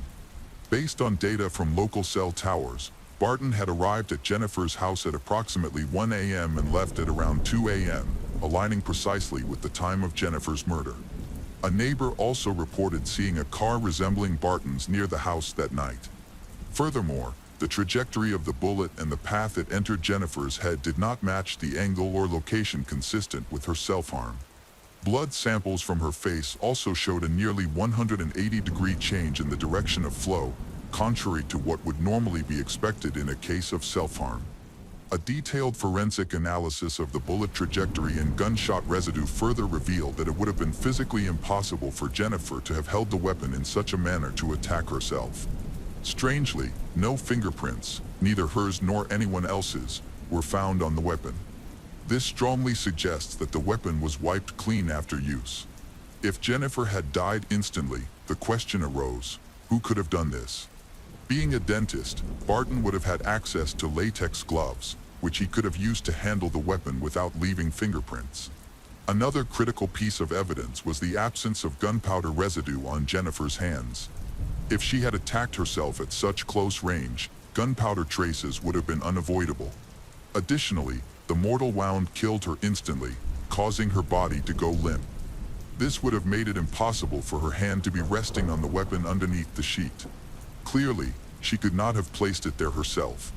County authorities were unable to complete their investigation into Jennifer's murder, but they had already charged Barton with the murder of Dolly. He was arrested, and his dramatic capture was broadcasted on the news. Barton clearly had no idea that the first charge against him was related to the massacre that had occurred 14 years earlier. For Dolly's family, the live broadcast of the arrest was the most meaningful moment of their lives, something they had been waiting for 14 years. Soon after, Barton faced accusations of murdering his spouse, Jennifer. Consequently, he had to confront two groups of prosecutors simultaneously. To defend himself, Barton hired top-tier lawyers. During the preliminary hearing, Barton's defense attorney argued that Jennifer and Dolly had voluntarily taken their own lives, claiming that the link between Barton and the cases was purely coincidental. Several independent forensic experts supported this argument, aligning their findings with the defense's claims. Additionally, the defense insinuated that renewed interest in Jennifer's case had reignited suspicions about Dolly's death, accusing investigators of drawing superficial and unfounded conclusions in both cases. The prosecution, however, highlighted the improbability that two women, Jennifer and Dolly, both romantically involved with the same man, would die in similarly tragic circumstances as mere coincidence. While the prosecutor's office presented strong evidence, the defense skillfully challenged these claims. For example, they argued that the blow during the Thanksgiving altercation was not an act of domestic violence but an unintentional slip, a point that could weaken the prosecution's case. As for the absence of fingerprints on the weapon used in Jennifer's murder, the defense explained that the textured surface of the handle made it difficult to produce clear prints, a claim supported by some forensic experts. In the Supreme Court, the defense aimed to counter the prosecution's arguments by highlighting procedural errors in the investigation and methodically addressing each point. They proposed alternative explanations, such as the possibility that gunpowder particles were trapped in Jennifer's hair, which could account for the absence of traces on her hands. The defense meticulously analyzed inconsistencies in the prosecutor's narrative, including presenting a plausible angle of bullet entry and demonstrating a method of holding the weapon that Jennifer could have executed herself. Barton's phone was detected near Jennifer's house around 2 a.m., but the defense argued that this was insignificant due to the unknown exact time of her death. This argument gained traction as her body temperature suggested that she might have died much later. One expert estimated her death occurred around 6 or 7 a.m., a time when Barton was confirmed to have been elsewhere. The defense also emphasized that Jennifer had strong motives to end her life due to her tumultuous personal circumstances, including a divorce, a collapsing family situation, the risk of losing both her home and custody of her children, and the possibility of having to pay alimony to her husband. Further complicating the situation was Jennifer's online relationship with a man named Chris, which had been ongoing for some time. This relationship caused her to worry about her emotional stability, which negatively affected her public image. Barton's chances of winning the custody battle seemed stronger in light of this revelation. Jennifer's family feared that the defense would use her online relationship to tarnish her reputation during the hearings. However, they understood her actions, as she had been seeking comfort and emotional connection after spending years in a relationship with Barton, whom she no longer loved. Her correspondence with Chris continued up until the final moments of her life. The police eventually discovered the true identity of Jennifer's online correspondent, a woman named Anita, from Missouri, a mother of 2 children who had simply been searching for a pen pal. Anita had introduced herself as a man when she began communicating with Jennifer. Sharing her struggles, Anita found common ground with Jennifer, though the 2 women had never met in person. Importantly, Anita had no connection to Jennifer's death. Meanwhile, prosecutors faced significant challenges in the case, as Barton's defense team excelled in highlighting flaws in the investigation. The most significant issue was the lack of evidence directly connecting the weapon to Barton. A pivotal development shifted the course of the case when the Supreme Court investigated telephone wiretaps. It was discovered that, on November 30th, 2004, Barton had a face-to-face conversation with his friend Richard in Alabama, rather than communicating over the phone as previously believed. The investigation revealed that the weapon used in the crime belonged to Richard, leading to significant progress in the case. Just 1 day after Barton filed for divorce and 5 days before the murder, he visited Richard, the owner of the weapon. This revelation greatly strengthened the prosecution's position. In September, an investigator handed the prosecutor a note from the Alabama police chief, revealing critical new information. The note stated that Richard had been questioned about the weapon. During the interrogation, the police chief reported that Richard had admitted Barton approached him on November 30th, 2004, seeking the weapon for self-defense. Barton, worried that his wife might be unfaithful and amid a contentious divorce, feared for his safety. Richard willingly handed the weapon over to Barton, which proved to be a key breakthrough in the case. This new evidence directly links Barton to the weapon and confirms that his wife, Jennifer, was unable to access it. A major challenge for Barton's defense team arose just days before the trial was set to begin, when this critical information was revealed. The development gave the district attorney newfound confidence in securing a conviction. The prosecutor approached Barton's lawyers with a final offer. If Barton confessed to the murders, he could avoid capital punishment and instead face life imprisonment with the possibility of parole. This was an important consideration, as both Dolly's and Jennifer's cases carried the potential for the death penalty. After discussions among authorities across various counties, a deal was negotiated. Barton would receive life imprisonment with parole eligibility if he admitted his guilt. Barton's attorneys presented the offer to him, and after careful deliberation, an agreement was made. On Friday, September 15, 2006, Barton appeared in court. Instead of mounting a defense for acquittal or fighting the possibility of capital punishment, Barton surprised everyone by confessing to the crimes. Faced with the overwhelming evidence amassed by the prosecutor's office, Barton understood that his chances of winning a jury trial were slim. He made the choice to confess, likely motivated by the desire to avoid the risk of execution and to secure a chance at life in prison. Ultimately, Barton weighed his options and made his decision.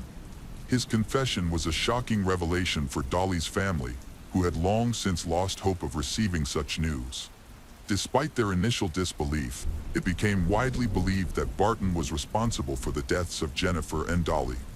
The defense argued that Barton's actions were driven by a desire to spare his children the pain of losing another loved one. However, many viewed this assertion as hypocritical and unconvincing. In reality, Barton seemed primarily concerned with saving himself from a lethal injection. Jennifer's 2 sons, Dalton and Dylan Corbin, were placed in the care of Jennifer's sister, Heather. Their father was sentenced to life in prison, and all contact with him was permanently severed. The case of Nolan Buchanan. California is known for its beautiful natural attractions, particularly in El Dorado County, which borders Nevada and is close to the well-known Lake Tahoe. In this rural region lies the small town of Greenwood, home to over 1,000 residents.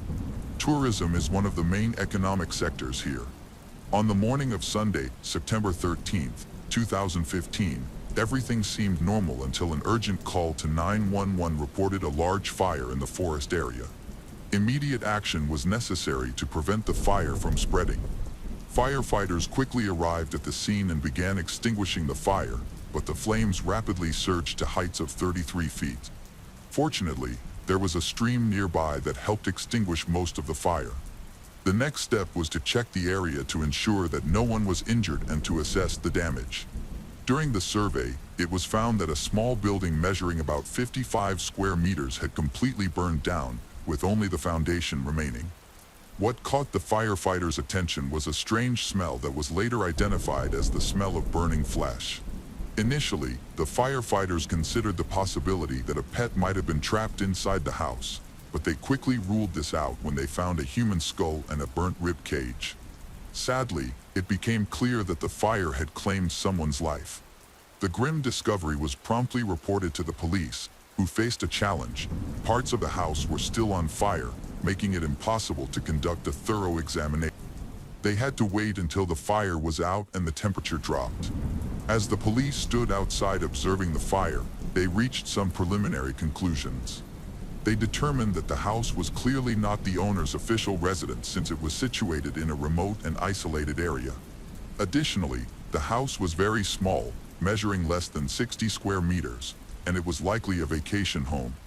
Through their ongoing surveillance, the police suspected there might be more victims beyond the remains they had found, but they could not confirm this. To gather more insights, they decided to examine the nearby area.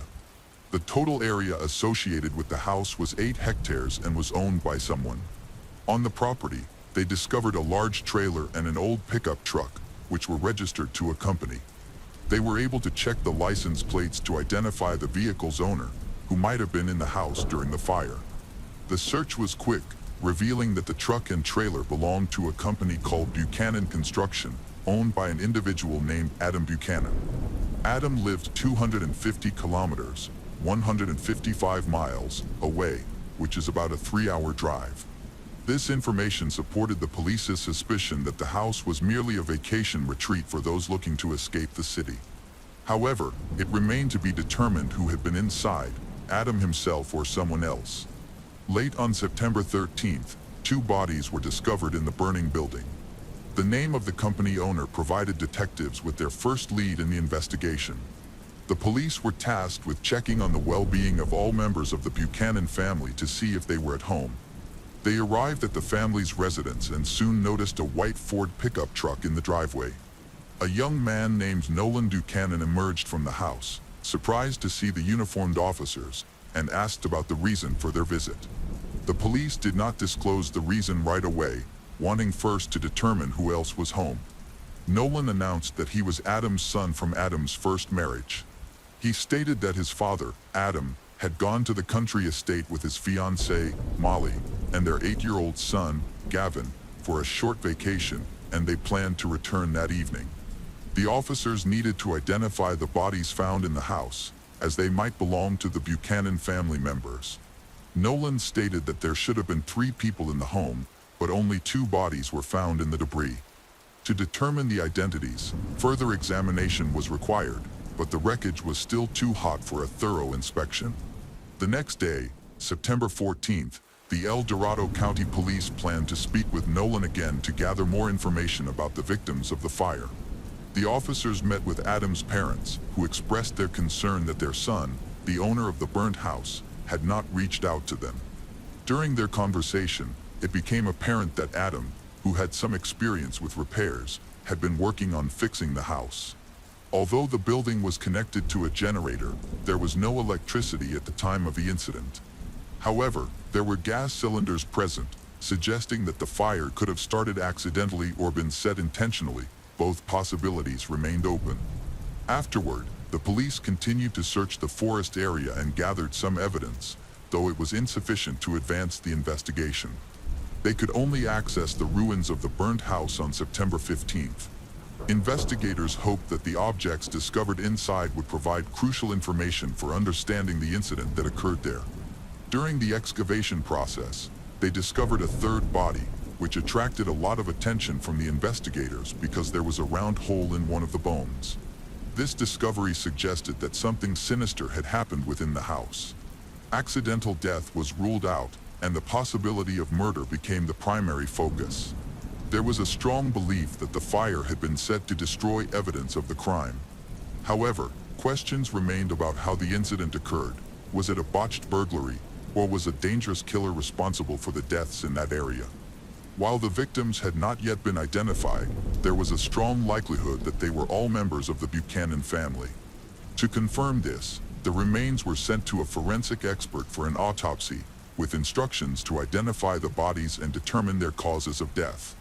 It was discovered that one victim had been attacked in the torso, and another victim had a bullet fragment found in their vertebra. Unfortunately, the second body was too severely charred to yield much information, but the presence of cartridges nearby strongly suggested intentional murder. The remains of a third individual, identified as a skull fragment, confirmed that the person had died from a weapon attached to the head. The medical examiner revealed that the victim was a child. Detectives verified their suspicions about the identities of the deceased, confirming they were members of the Buchanan family, Adam, Gavin, and Molly McAfee. All three of them had been attacked. The police faced a difficult challenge in informing the victims' families about their tragic fate. The families had held on to hope until the end, struggling to accept the reality of their loss, and nothing could truly prepare them for the heartbreaking news. Upon learning what happened, the relatives were left devastated and grief-stricken. Neither Molly, known for her cheerful and friendly demeanor, nor Adam, who cherished his partner, had any enemies who would wish them harm. Although Adam had experienced a difficult marriage and raised his son Nolan from that relationship, this alone seemed unlikely to lead to murder. Marriages often have their ups and downs, and many couples find themselves separated or divorced. After parting ways with his first wife, Adam continued to care for their son, Nolan, hoping that Nolan would one day take over his construction business. After overcoming his emotional pain, Adam decided to seek a new relationship with Molly through a dating website. Their first date took place at a Starbucks coffee shop. They discovered they had much in common, including Molly's experience working in a construction company. It was love at first sight. Adam wasted no time in inviting Molly to move in with him, and she happily agreed. Their life together blossomed, and for 10 years, they enjoyed a deep and fulfilling partnership. Both of them dreamed of having a child. A few years after they met, Molly became pregnant and gave birth to Gavin, who became a half-brother to Nolan, Adam's eldest son. It seemed like a perfect family picture. However, family members noticed that their relationship was not as stable as it appeared. Adam and Molly often argued. Although Molly never filed for divorce, she would occasionally take their son and stay at her parents' house for a few days. It was also revealed that Adam and Molly liked to hunt near their country home. Since both owned weapons, investigators speculated that during one of their arguments, one of them might have grabbed a weapon, leading to a tragic outcome. The investigation raised concerns. If the tragedy stemmed from a conflict between the couple, there should have been a weapon found next to one of the bodies. The police carried out a thorough search of the scene to find the weapon involved in the incident. The possibility that the weapon had been badly damaged or almost completely destroyed in the fire was considered, but the search for it continued. If the weapon had been found, it would have supported the theory that Adam and Molly were involved. If not, it would suggest that an outsider may have harmed the family. Over 5 days, forensic team members methodically sifted through the ashes of the house. Their thorough search ultimately yielded no weapons, leading to the conclusion that Adam and Molly were not the perpetrators. It was also clear that 8-year-old Gavin was innocent, indicating that a fourth person was involved in the incident. The absence of a murder weapon was troubling, as it meant the investigation had to restart from square one, without any suspects or evidence. As is customary in such cases, detectives meticulously examined the family's history and relationships. While they had already interviewed Adam's parents, they had not yet spoken with his eldest son, Nolan. It was time to ask him some questions.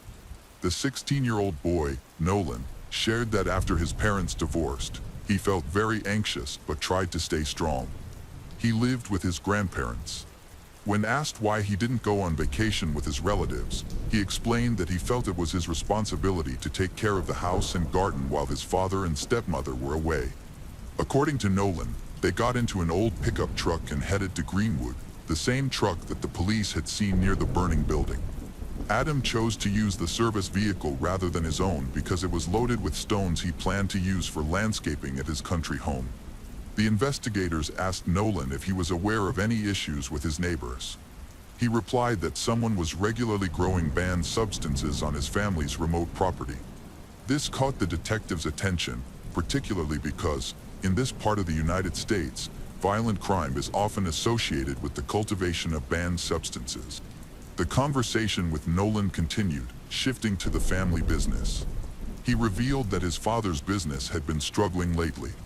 The company was facing significant challenges in the United States, with its employee count dwindling to just 5.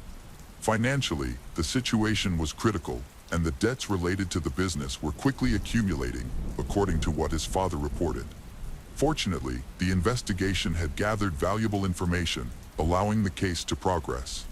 On September 18, 2015, investigators began looking into a conflict that arose regarding the cultivation of illegal plants in that area. It was revealed that there was indeed a disagreement between Adam and his neighbors. He confronted them, demanding that they stop growing and harvesting the tree on his property, threatening to involve the police if they did not comply. Detectives believed that this ultimatum could potentially escalate into a desire to harm Adam's family. However, no one knew which neighbor was involved. To gather more details about the situation, the investigators decided to explore the neighborhood on foot.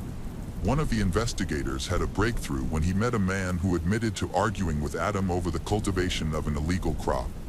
The argument was intense, but they managed to resolve their differences. However, Adam's business was facing a financial crisis. On September 17th, police conducted a raid on Adam's company, confirming Nolan's claims about its dire situation. Debts exceeding $30,000 were putting it at risk of bankruptcy, leading to layoffs of some employees. It came to light that some of these former employees were very unhappy about being let go and might have motives related to the murder investigation. Investigators sought and obtained a warrant to access the company's premises and review its documents. The following day, September 19th, local high school students participated in a community cleanup just a mile away from Adam's construction company. During the cleanup process, a student discovered a small bag hidden behind a bush, with a weapon next to it.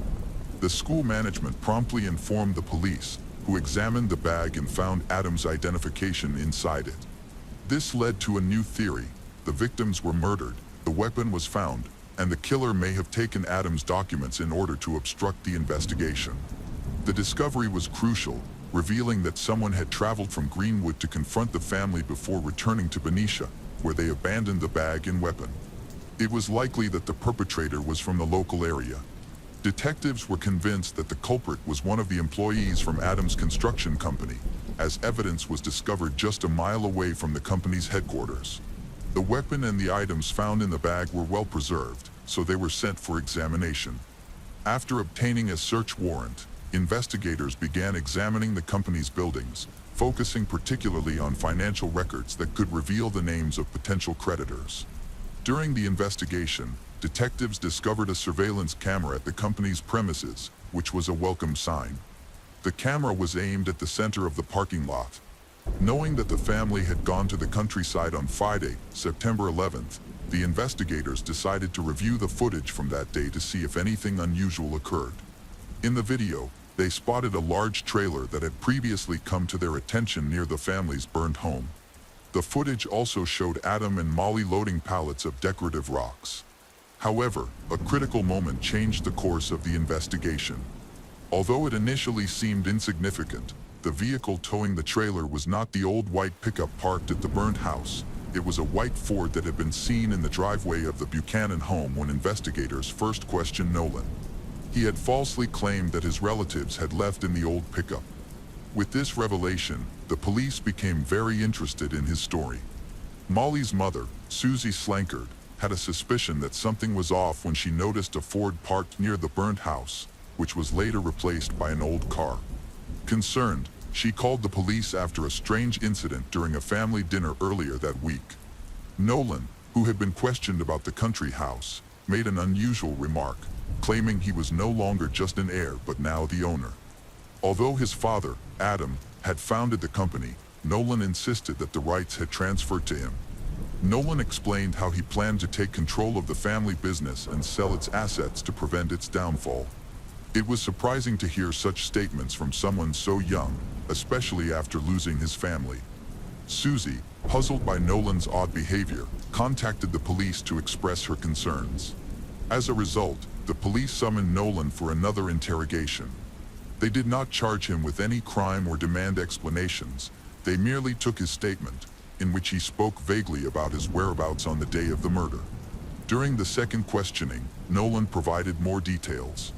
He claimed that he spent Saturday alone on September 12, 2015, attended church with his girlfriend and her family on Sunday morning. Later, he met friends at the shopping center and then returned to see his girlfriend. The investigators allowed him to continue without interruption but asked once how he had paid for his shopping and date expenses. Nolan said his father's bank card was at home and he used it. Following this, the police requested a search warrant for Adam's house, anticipating valuable evidence. They hoped to seize the bank card to review any transactions. The warrant was granted, and investigators rushed to Adam's house, where they found the card in the upper part of a safe. They also noticed a Ford parked in the driveway, which had dirt lodged in the wheels. It had just rained, and according to the police, the dirt on the wheels might have been washed away or at least significantly reduced. Additionally, a construction company's surveillance camera showed that Nolan had lied about the old pickup truck that the family was supposed to have left behind. The Ford was confiscated for further analysis, making Nolan the main suspect in the murder. Even though he was already under police scrutiny, gathering enough evidence to prove his involvement would be challenging, especially since he was a minor accused of murdering his family. The suspicions were confirmed when the investigation began with laboratory tests on the murder weapon, which revealed Nolan's fingerprints. This indicates that he possessed a weapon. However, further evidence is needed to prove that he went to the scene where his family was present. Detectives examined the bank transactions of Molly and Adam in the days leading up to the murder. A transaction took place on September 11th, just as the family was getting ready to go to their country house. A payment of $36 was made at a restaurant in a small town along the route to Greenwood. When investigators contacted the restaurant management, they confirmed that they had surveillance cameras. The timing of the transaction allowed detectives to establish when the family should have been at the restaurant. In the video footage, they identified the same white Ford towing a large trailer, which had been seen at the crime scene and had been searched and confiscated a few days earlier. Law enforcement officers discovered a receipt for a transaction on Friday, September 11, 2015, which raised questions about the details of the order. The receipt indicated that several sandwiches and 4 drinks had been purchased. Since the Buchanans were a group of 3, the question arose, why would they order 4 drinks? Investigators collected the bag and other trash found in the car to reconstruct the menu associated with the receipt. They also reviewed the trash discovered earlier in the investigation in front of the vacation home. Upon comparing their findings, investigators confirmed that the Ford pickup truck had indeed been in Greenwood. The next bank card transaction occurred on Saturday, September 12th, at a vending machine in a bar approximately a 30-minute drive from Greenwood. As in the first case, investigators visited the bar to review the surveillance footage. The video clearly showed Molly, as well as a woman nearby withdrawing $40 from an ATM to cover expenses. It was clear that Molly and Adam were present, as their car was visible in the footage outside the bar. This was significant because it confirmed that Adam had his bank card with him that evening, and it remained with him throughout the weekend. After determining the time Molly and Adam left the bar, detectives tracked their route. A restaurant along the way had a camera facing the highway, making it a valuable resource. Investigators reviewed the footage and verified that the Ford truck was headed toward Greenwood around 2:30 a.m. It was widely accepted that Adam and Molly were in the vehicle. However, at 3:30, the same pickup truck was noted returning. Detectives became convinced that, at that moment, Nolan was in the car, driving home after committing the act of killing his family and disposing of their bodies. On September 13th, new transactions were reviewed, including purchases at McDonald's and gas stations. The records indicated that there was no food for 4 people in the paid order. It was noted that the Ford was still parked near the burned house and was driven by Nolan.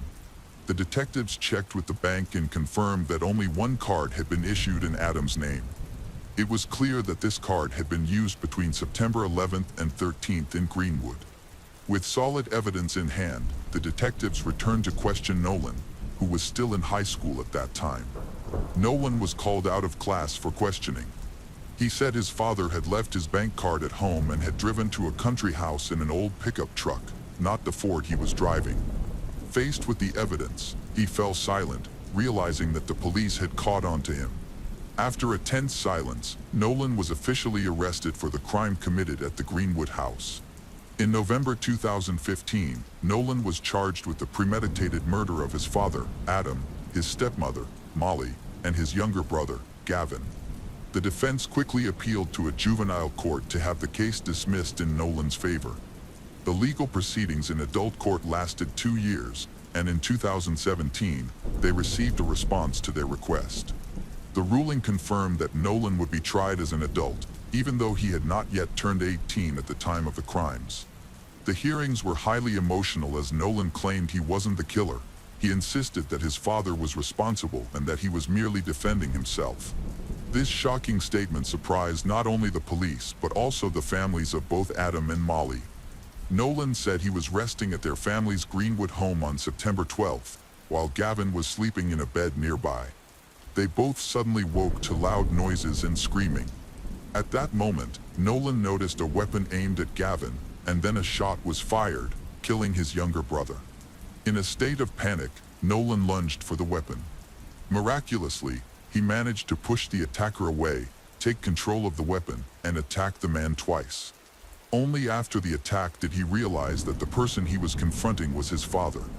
Understanding the gravity of the situation, he then poured gasoline from a car onto the house and set it ablaze to make it look like nothing had happened. He subsequently left Greenwood in the family's white Ford. However, this account was challenged by a forensic expert, who noted that a bullet impact found on a fragment of Gavin's skull indicated that a shot was fired at nearly a 90-degree angle. The prosecution concluded that Nolan, left alone at home while his parents were at a bar, waited for their return before killing both of them. Evidence suggests he killed Adam first, followed by Molly. Afterward, Nolan took his stepmother's bag and set the house on fire. On Sunday, he spent the day with his girlfriend to establish an alibi. However, the motive behind his actions remains unclear, as he has not confessed. Some speculated could be related to money. Perhaps he thought he could manage the family business better than his father. On July 13, 2018, after 2 hours of deliberation, the jury found Nolan Buchanan guilty of murdering Adam, Molly, and their son Gavin. He was sentenced to 150 years in prison but will be eligible for parole after serving 25 years. The Nolan Buchanan case is a tragic and mysterious story that leaves many questions for the residents of Greenwood and the Adam and Molly families. The family had a seemingly peaceful vacation at a vacation home in the woods, but tragedy suddenly struck, taking the lives of Adam, Molly, and Gavin. Nolan, a 16-year-old boy, went from heir to murderer and was sentenced to 150 years in prison for premeditated murder. The true motive behind this brutal act remains a mystery known only to Nolan. However, he has chosen to keep it a secret, leaving behind loss and sorrow for those left behind. Thank you for following this story. Please share your thoughts and don't forget to check out the next episodes on our channel. See you again. The Case of Kathleen Shepard. Kathleen Shepard and her friend Detsy Hughes grew up across the street from each other in the small town of Dayton, Iowa, which has a population of less than 1,000 people. In this quiet town, everyone knows one another. Kathleen was 3 years older than Detsy. In 2013, she was 15, while Detsy was 12. Despite the age difference, they were best friends and did everything together, often walking home from the school bus stop. At approximately 4 p.m. on May 20th, 2013, after being dropped off by the bus, they noticed that a red pickup truck was following them. The man in the truck caught their attention by offering them a chance to earn some pocket money. He said he owned a lawn care business and needed help. Although he was a little skeptical about their lawn mowing abilities, he was so convincing that they began to trust him. The man said he could drive them home to get ready, then they would go to work together, and he would pay them right away. However, when they got in the car, he changed his plans. Instead of taking them home, he drove them out of town. When Kathleen and Detsy sensed something was wrong and tried to resist, the man pulled out a weapon and threatened to kill them if they didn't comply.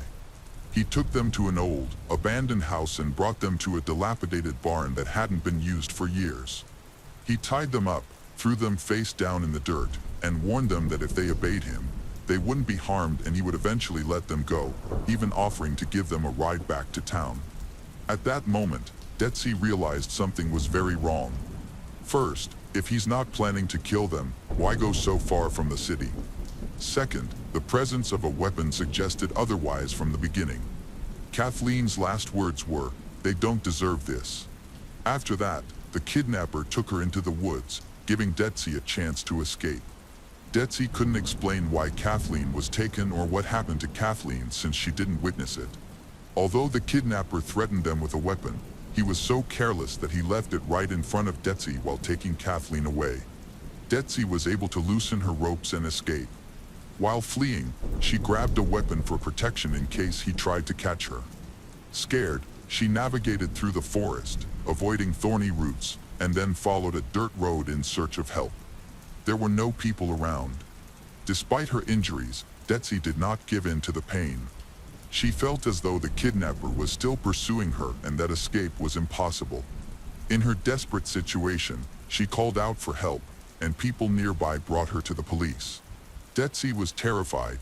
During her escape, she had lost her shoes and sustained several cuts on her legs and feet, which were bloody but not life-threatening. While her physical injuries healed quickly, the emotional scars lingered. Although she received rehabilitation, she still struggles with the psychological effects from the traumatic experience. Detsy provided a detailed description of the kidnapper and his car, giving detectives a solid chance of locating him before he could harm anyone else.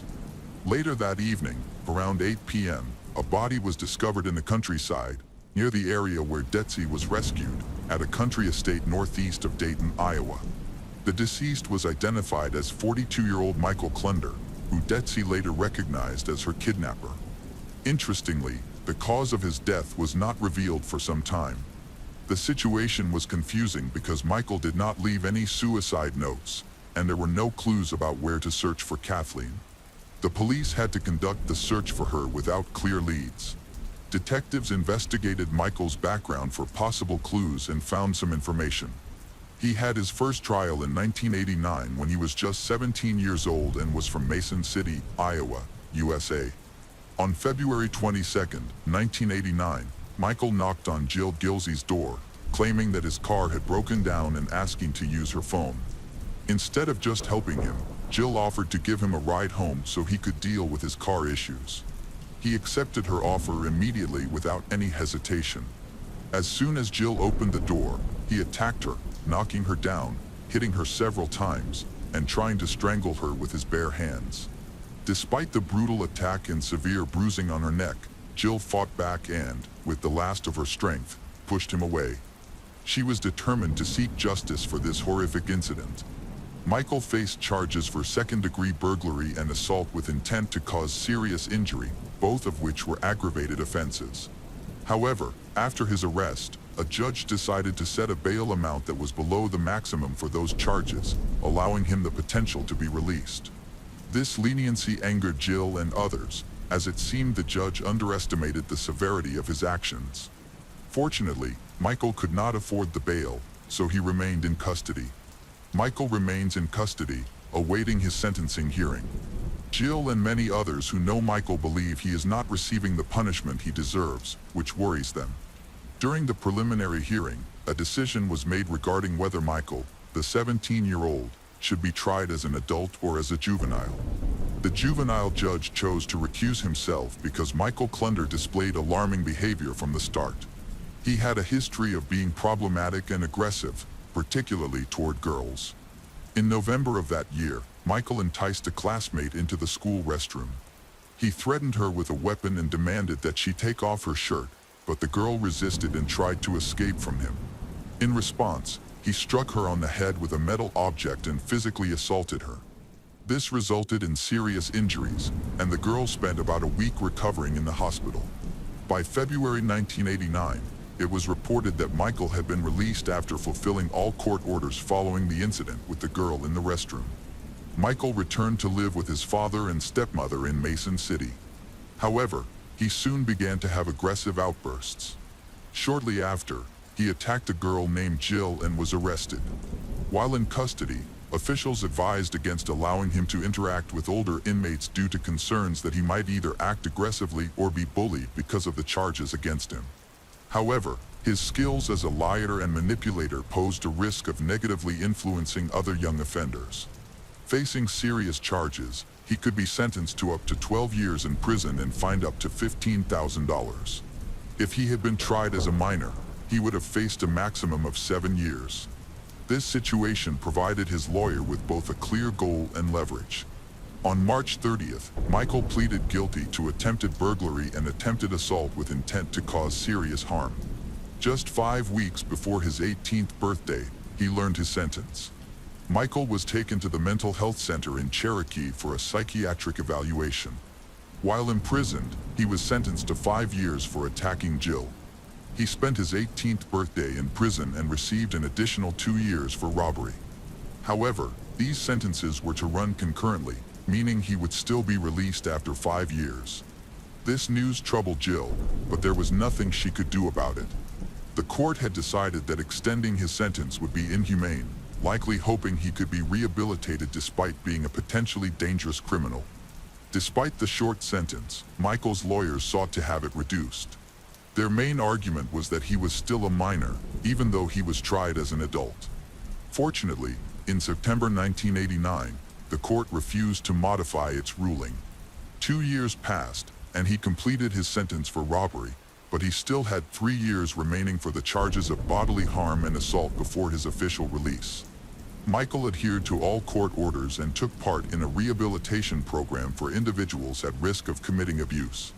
He took the program seriously and attended all the lectures, but it seemed unlikely that he genuinely wanted to change his behavior. His lawyer approached the case with determination, believing that Michael was ready for release. Michael had a flawless prison record, with no incidents or fights during his incarceration, which worked in his favor. Michael's defenders succeeded in getting his case reviewed, resulting in his release in 1991, shortly after his 20th birthday. However, he was placed on probation. From the start, it became clear that his old habits were resurfacing. In 1992, 2 young girls, both just 3 years old, disappeared near Michael's home while playing in a sandbox. Their parents quickly realized the girls had been abducted and reported it to the police, prompting an immediate search, fearing the worst. An unknown caller contacted the police station, reporting that the 2 missing girls had been found at a bus stop nearly 100 kilometers from their hometown. A passerby noticed a small orange container under a canopy at the bus stop. Upon opening it, he was startled by what he discovered and promptly alerted the authorities. When officers arrived, they found the girls, who were both injured. Though several witnesses had identified Michael as a suspect, he had not yet been charged.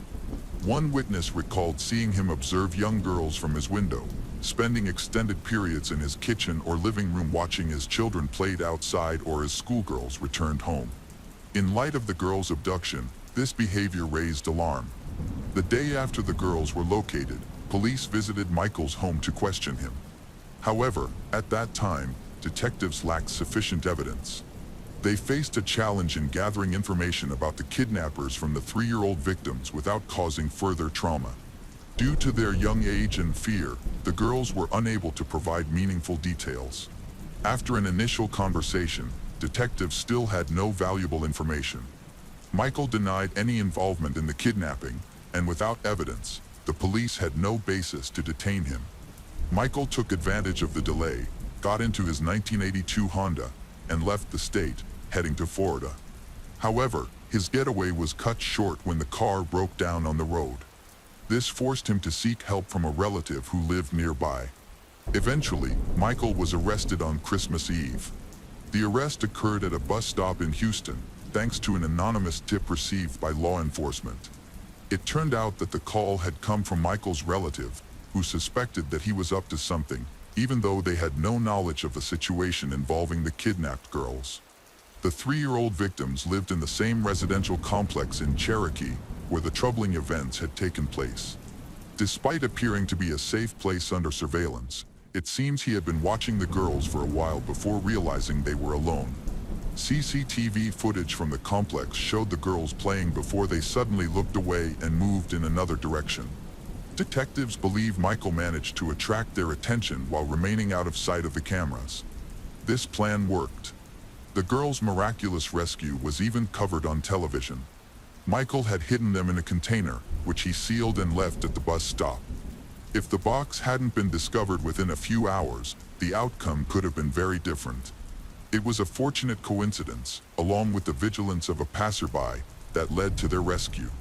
Doctors reported that while the children had not been abused, they did have injuries. One showed visible signs of strangulation around her neck. The other girl could have suffered the same fate, but for unknown reasons, the criminal seemed less focused on her. In a frightened, fragmented manner, the girl described how a large man had grabbed her neck, making it hard for her to breathe. Fortunately, something caused him to stop. This miraculous rescue also helped police gather crucial information. Initially, the girls were too scared to talk freely to detectives, but over time, they revealed that the criminal had attempted to strangle both of them when he took them away to a remote location. Witnesses had a clear memory of the attacker and provided a description that closely resembled Michael Klunder. Following this, he was arrested and charged with kidnapping and harming children. In Iowa, kidnapping can result in a life sentence, and his previous criminal history raised concerns. Michael was genuinely shocked when detectives returned to his home to read him his rights. During the hearing, his lawyer argued for a lighter sentence. Michael was convicted of third-degree kidnapping, but the assault charge was reduced since no one died in the incident and the choking was considered less severe. He received a 2-year sentence for causing bodily harm and a 10-year sentence for each count of third-degree kidnapping. The jury reached their verdict quickly. By the time he was incarcerated, another crime had been solved just 5 months later, revealing that he had also been involved in other kidnapping incidents that he had not disclosed. Fortunately, those incidents did not lead to any fatalities. Ultimately, the court sentenced him to over 30 years in prison, to be served consecutively, with no possibility of parole. His lawyer continued to argue that instead of prison, Michael needed rehabilitation and support for reintegration into society. There was some merit to this argument, as Michael's behavior during his first arrest was concerning. He appeared detached and indifferent when speaking with police. After Michael confessed, he was asked why he felt it was necessary to kidnap his victims. He couldn't provide a solid explanation and later claimed it was due to having a bad day. It's unclear what behaviors might lead to leniency in prison, but Michael was released in 2011 after serving only 20 years. However, this was followed by another probation period, which he failed to complete. Before he could fully adjust to being free, he began to act out again, leading to a more tragic outcome. This time, Michael kidnapped Kathleen and Detsy. Detsy was rescued by accident, but the search for Kathleen continues. This incident increased the total number of confirmed victims of Michael to 7, most of whom were minors. However, the actual number could be greater. In 1992, Michael lived in another state where he committed additional crimes, including the kidnapping of an 18-year-old girl named Lori Lee Smith, whom he lured with his car. At the time, Lori was driving home on a quiet country road late at night. Suddenly, she noticed someone behind her flashing their headlights and signaling her to stop. Believing it was an emergency, Lori pulled over and rolled down her window. Michael then approached her vehicle, claiming that her taillights were out and offering to help check them. Unaware of the danger, Lori got out of her car. As soon as Lori reached the side of the trunk, Michael pulled out a knife and threatened her. He tried to lure her into his car, but Lori was brave and fiercely resisted him. They struggled inside Michael's vehicle until a passing truck interrupted them. It's important to note that Michael typically kept his victims alive until the last moment, with the exception of Kathleen. After Michael was released in 2011 and before he kidnapped Kathleen and Detsy in 2013, there was a significant period during which his actions went unaccounted for.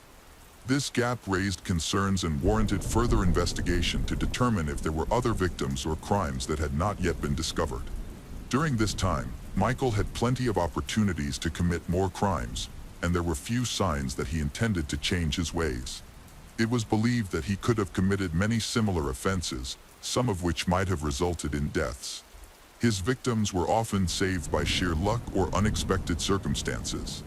There could be other unresolved kidnappings and murders linked to him.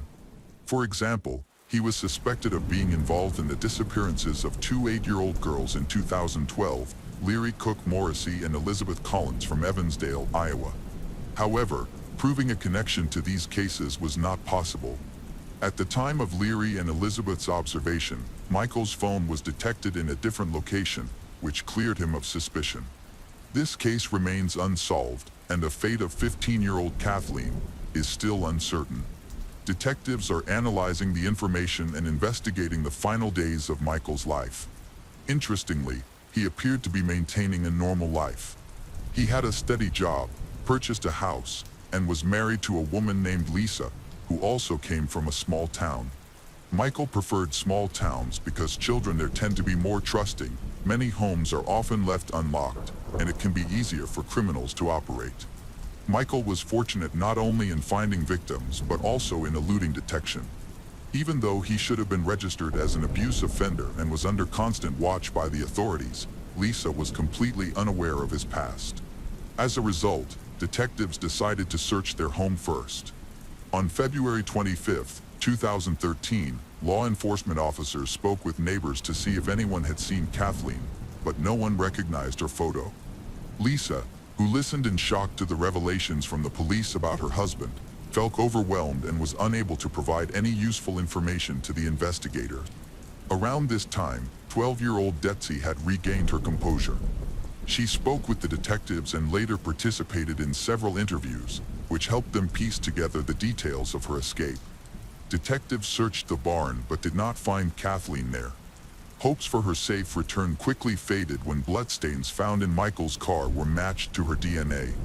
The circumstances surrounding Kathleen remained unclear, but they were able to make some predictions about Michael's behavior. When he returned and discovered that Detsy had escaped and taken his weapon with her, he concluded that it was all over for him and took his own life.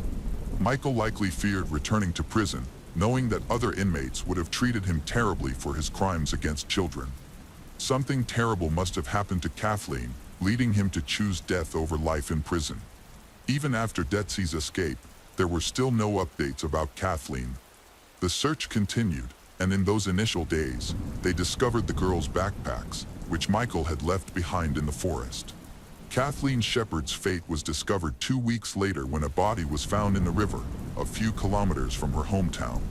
Unfortunately, her body's condition had deteriorated, making identification difficult.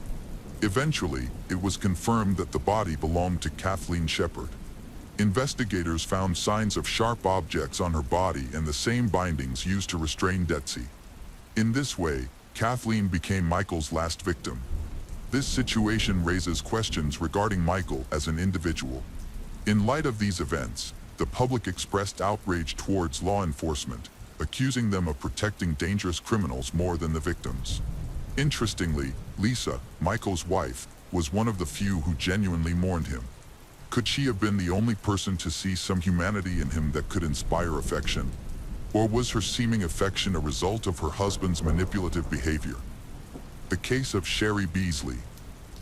On Saturday morning, June 29, 1991, 6-year-old Sherry Beasley woke up before the rest of her family. She put on a pink suit and a sweater and carefully left the bedroom she shared with her younger sister. The girl made breakfast for herself and her sister. Later, she asked her mother if she could go to the nearest store because she really wanted to buy some candy that was located nearby. Her young mother, Carrie Greenhill, had been feeling ill that day and sometimes allowed her daughter to leave the house to make small purchases. This time, Carrie even gave Sherry a list of groceries that needed to be purchased. At 1 p.m., Sherry got on her pink bike and set off on a journey that should have taken no more than half an hour. Another woman and her son went shopping at 1:20 p.m. as well. As they passed the store where Sherry was supposed to go, the woman noticed an abandoned pink bicycle. She recognized it right away because this was a small community where people lived in the area and everyone knew each other. Only Sherry had such a bicycle, which had been a Christmas present for the girl 6 months earlier. The neighbor had never seen Sherry's favorite gift thrown aside so carelessly. Looking around for the girl, she didn't see anyone, which seemed suspicious, but at first, she decided not to panic. Maybe the girl was somewhere nearby. As the woman was returning from the store, she noticed the bicycle without its owner again. This seemed more suspicious, especially since she was familiar with Sherry's mother. She stopped at Carrie's house and informed Carrie about the abandoned bicycle. Carrie became worried, so she immediately went to the indicated place, where she found the bicycle along with a bag containing cash and a grocery list. Some of the items were lying nearby, indicating that the girl had made it to the store and bought the necessary goods, but something had happened on her way back. Carrie glanced around the area but still couldn't find her daughter, so she went to the police. They took the case seriously and immediately began searching for Sherry. By the evening of the same day, news of her disappearance was dominating all the media. Many local residents came out to help and assisted in the search for her. All of this occurred in a quiet suburb of Melbourne called Rosebud, Australia, which at that time had a population of about 5,000 people. It is a place where many people know each other, and there is a very low crime rate. It is located on a peninsula, and rarely do you meet strangers. Many locals do not even lock their doors, and mothers let their children walk unsupervised. It was quiet here until Sherry went missing. Detectives talked to Sherry's mother and her partner. Carrie suspected Sherry's biological father, believing he might have kidnapped Sherry. They had long battled over custody of their daughter, and the man had taken the news of losing custody very badly. However, it was quickly confirmed that during that period, Sherry's father was fishing with friends in another region of the country, which was too far away for him to be involved in Sherry's disappearance. This theory was thus dismissed. Witnesses were found who saw Sherry meet with a little boy and talk to him. At that moment, a blue car drove by, but further developments happened without any witnesses. Shane admitted that he had met Sherry in the very location where the bicycle was found. He confirmed that suddenly, an unknown man drove up to the children, grabbed Sherry, and drove away. The man acted so quickly that Shane didn't even have time to react. Unfortunately, Shane didn't know much about car models and brands. He could only describe it as blue and lacking rear doors, likely a sedan. The police carefully examined the area where Sherry had disappeared and discovered tire tracks that confirmed Shane's story. The investigators continued their work and managed to find several witnesses who saw a similar-looking car with a driver described as a man between 30 and 40 years of age. Unfortunately, that description was also quite vague. Notably, a child was sitting in the passenger seat, and the girl appeared to be crying. Although they were unable to obtain a detailed description of the man, the police now knew the exact make of the kidnapper's car, a blue Toyota Corolla. It was a fairly popular model at that time, and in the area, there were about 700 similar cars registered, so the scale of the work only increased. A witness named Margaret Hobbs approached the site. She is a former law enforcement officer who has spent recent decades conducting rehabilitation therapy for assault-prone criminals in a private setting. Margaret, unsure of where her efforts to help society would lead her, worked as a probation officer for many years. After her dismissal, she became a psychotherapist and organized her own private practice, specializing in therapy with men who had committed abuse crimes. Margaret encountered criminals daily, usually those convicted of minor offenses. In November of 1984, 47-year-old Robert Arthur Selby Lowe was sent to see a specialist for the first time, charged with exposing himself to schoolgirls in a shopping mall and making inappropriate comments. He had a previous conviction for theft. From the start, Margaret noticed that the man was very different from the type of people she usually worked with. He was very polite, looked decent, neat, wore glasses, and had a British accent. For many years, he had worked as a church elder, was a Sunday school teacher, and a sports coach for children. No matter how decent he looked, Margaret figured him out. Despite his respectable appearance, something about him was alarming. After the trial, he received a year of correctional labor for exhibitionism, and then he began to regularly visit Margaret for therapy sessions. Gradually, she uncovered more and more criminal episodes from his past. starting from the time he lived in his homeland, Great Britain. Then, in search of a better life, he moved to New Zealand and later went to Australia. In 1967, he said that he regularly demonstrated himself and derived pleasure from it, especially if the victims were minors. Margaret noticed that he took pride in his dubious past. Margaret even managed to gain his trust. By April 1990, he came to her office and admitted to an accusation of attempted kidnapping of a minor. Robert again insisted that he had done nothing wrong. However, he mentioned that an alarming incident had indeed occurred in the suburbs where he worked at that time. Margaret was already good at getting the truth out of him, and gradually she managed to find out what had happened. He met with schoolgirls with whom he had a stagnant conversation about his dream pony.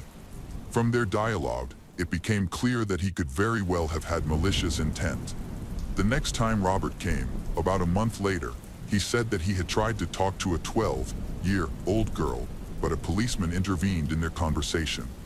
Now he had a new charge. Two girls, aged 8 and 10, were standing on the railway platform when Robert approached them and started an indecent conversation, attempting to persuade them toward intimacy. All this was overheard by a patrolman standing nearby, whom Robert did not notice. When the policeman approached, Robert tried to escape and had to be detained, thrown to the ground. Before he turned to Margaret, he asked her for help. Margaret refused to write him a characterization that could be used for defense in court because she was sure of his guilt. However, he threatened to involve the girls so that they would testify against him in court, which could become another trauma for them. It became obvious that Robert felt no remorse for what had happened. He was only trying to save himself, and his crimes were only becoming more dangerous.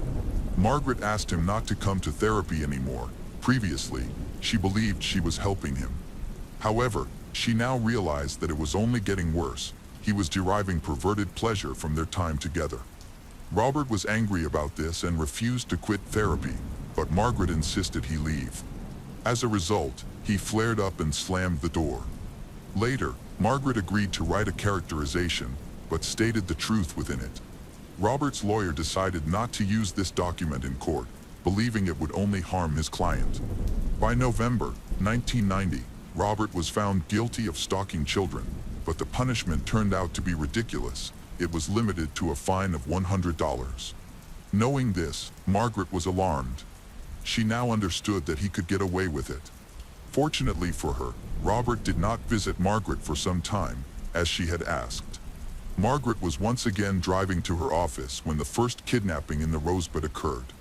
A search operation was underway, and by this time, authorities knew that the probable kidnapper was a man about 50 years old who could drive a blue Toyota Corolla. As soon as Margaret heard about it, she immediately thought of Robert Lowe. However, Margaret knew that his wife owned the house in the area where Sherry had gone missing. Of course, this was not enough ground to accuse him of anything, so Margaret dismissed the suspicion and continued her usual life.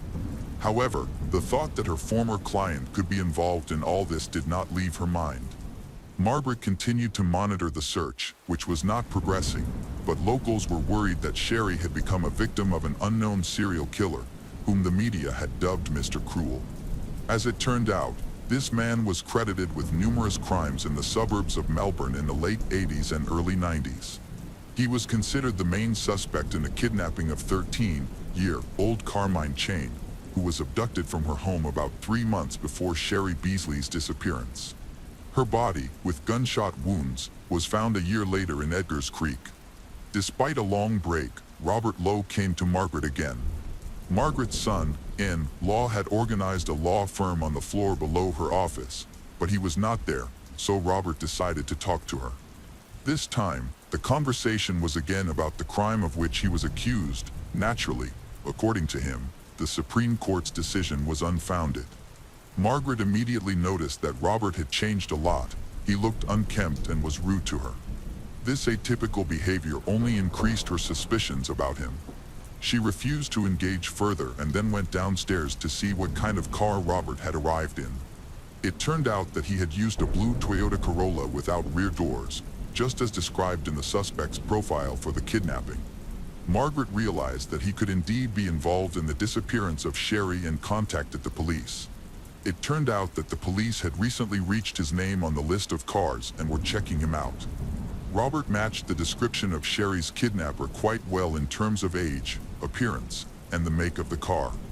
It was also discovered that Robert had a criminal past concerning harassment of minors, which looked especially suspicious. Then detectives had a conversation with him. Robert appeared too nervous, reluctantly answered questions, but quickly remembered what he did on the day of Sherry's kidnapping. His answers seemed dubious.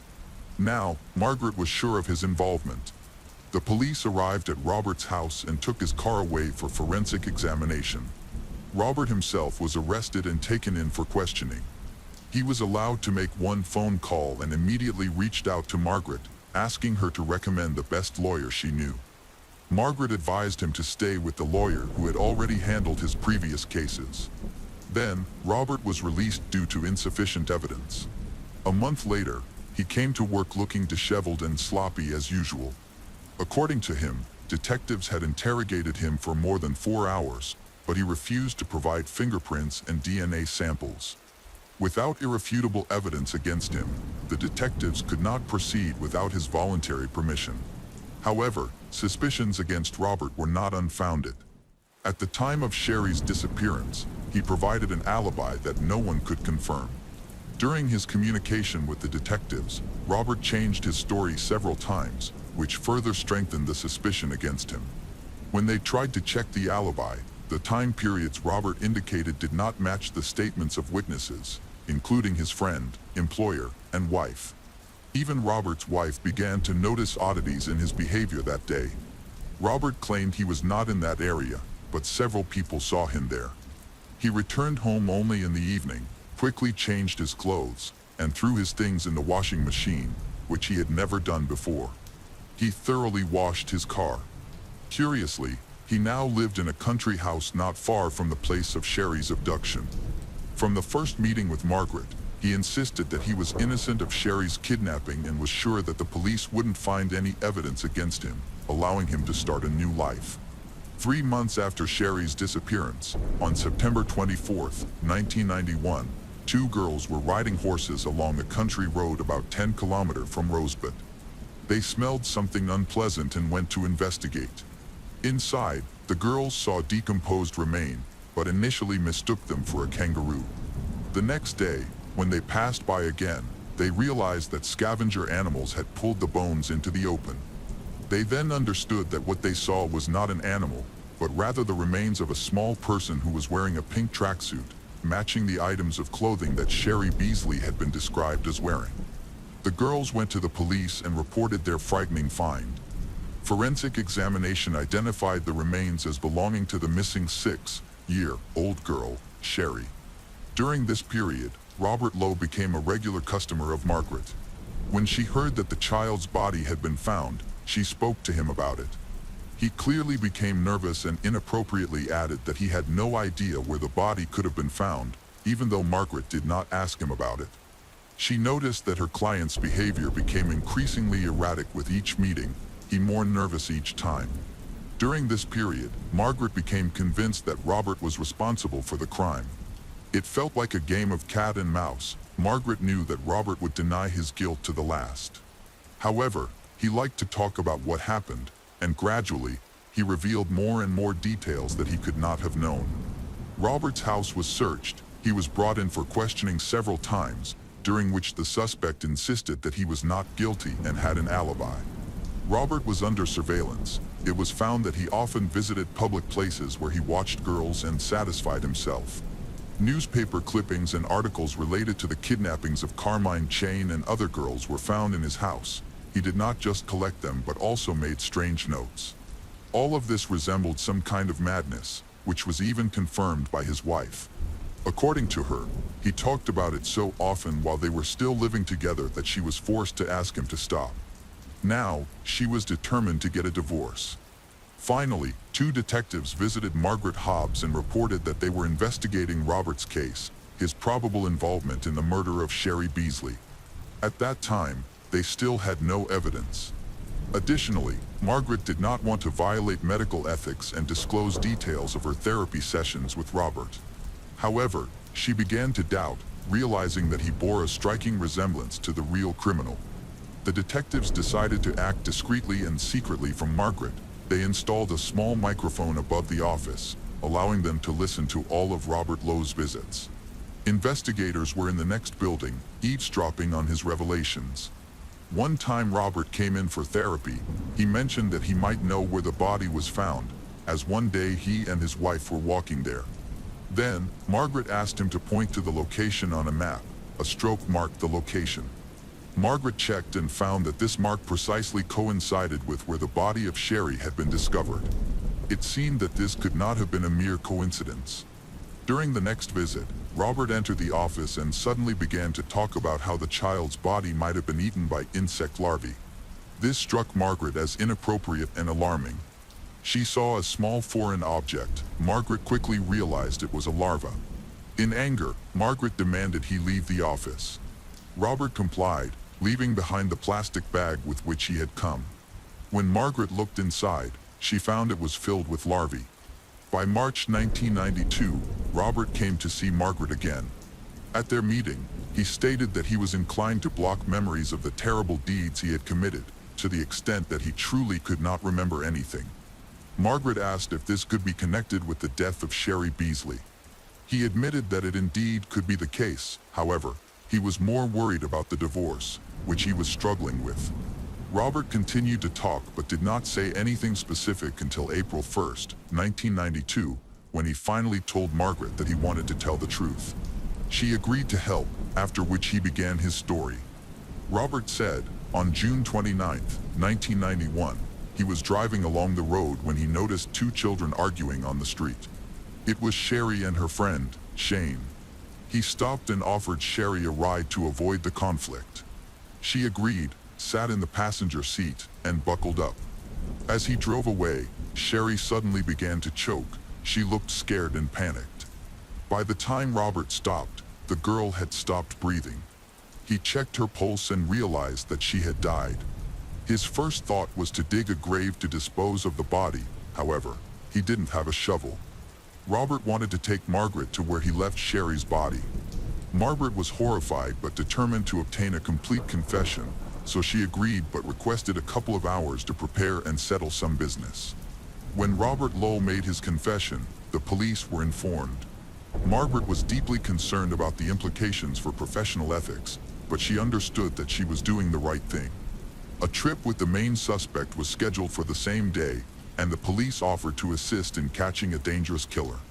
They were going to accompany Margaret along with the criminal, but secretly, in order to get a confession without scaring him off. Margaret was given a special device with a panic button that she was supposed to press if she suddenly felt in danger. In addition, a hidden listening device was installed in the car. On the evening of the same day, Robert and Margaret headed to Rosebud. First, Robert decided to stop where a small pink bicycle had been found. He pointed out exactly where they had arrived, which was marked with a yellow ribbon tied to a tree that someone had left in memory of Sherry. Then they walked to the drain pipe where the body was found. Here, mourners had left flowers, organizing a semblance of a memorial.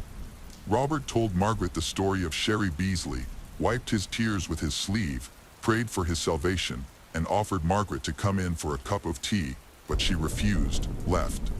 Margaret felt unwell and stopped a couple of 100 meters away, where she threw up from the horror she experienced. After this, she expressed a desire to cooperate even more closely with the police to catch this dangerous man.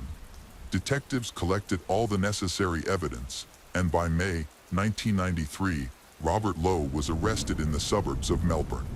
He refused to cooperate and said that he was as pure as Jesus Christ. Therefore, detectives had to talk to his lawyer.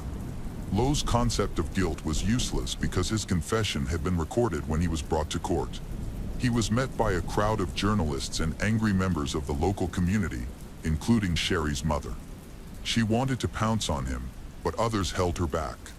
It was believed that Robert was lying, claiming that Sherry had voluntarily gotten into the car. This contradicted the words of Shane's friend, who insisted that they had not quarreled and that the man had simply dragged Sherry into the car by force. Additionally, they did not believe that she had accidentally suffocated herself during a panic attack.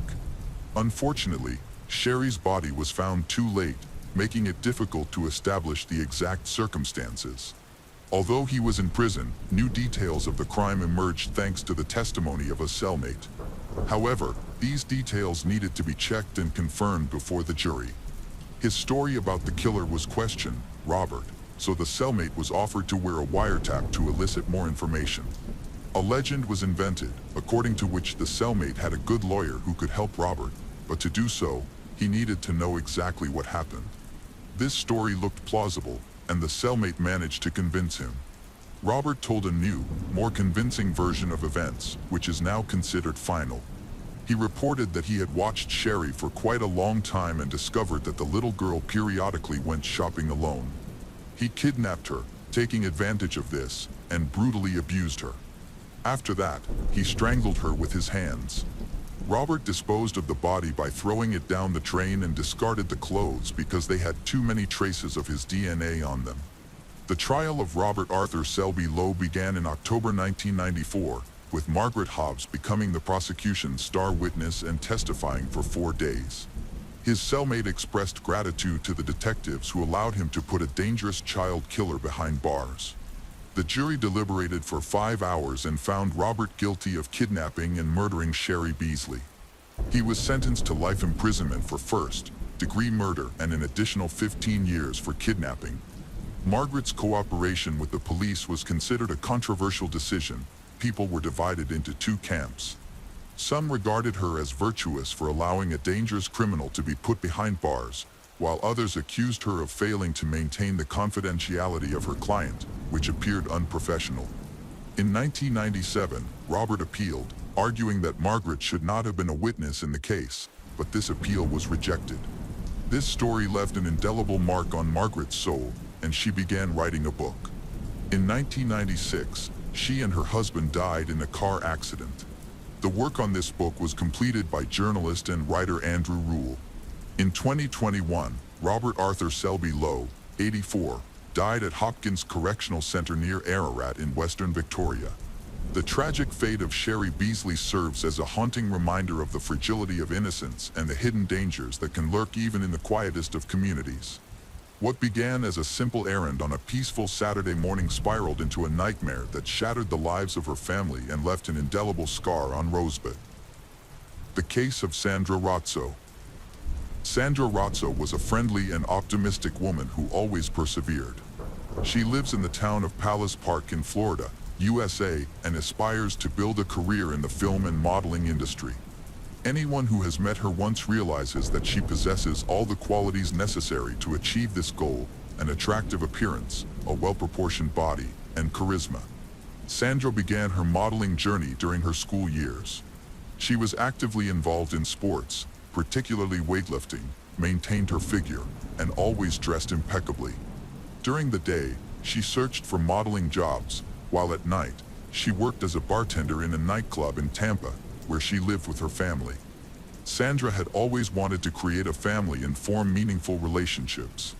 Her attractive appearance draws the attention of many people, but finding the right partner is not easy.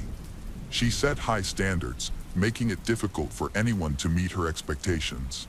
At 37, she was divorced and living with her teenage daughter, Giovanna. She maintained a friendly relationship with her ex-husband and shared custody of their daughter. However, she is not willing to lower her standards in her search for happiness. Eventually, she met Timothy Alvin Tracy Humphrey, a tall and athletic man who stood nearly 190 centimeters tall. He claimed to have been a lingerie model and a professional football player. Among his friends, Timothy was known as an exceptional sports trainer. It was no surprise that he worked at a fitness center, where he was very popular with clients, particularly women who were drawn to his classes. Timothy was gentle and composed, capable of bringing joy to others and offering valuable advice to clients. Many girls who met him viewed him as the ideal man. Sandra felt the same way when they first encountered each other at the nightclub bar where she worked. At that time, Timothy worked at the club as a security guard in the evening and was very respected. Other men were shy around him, while women often approached him.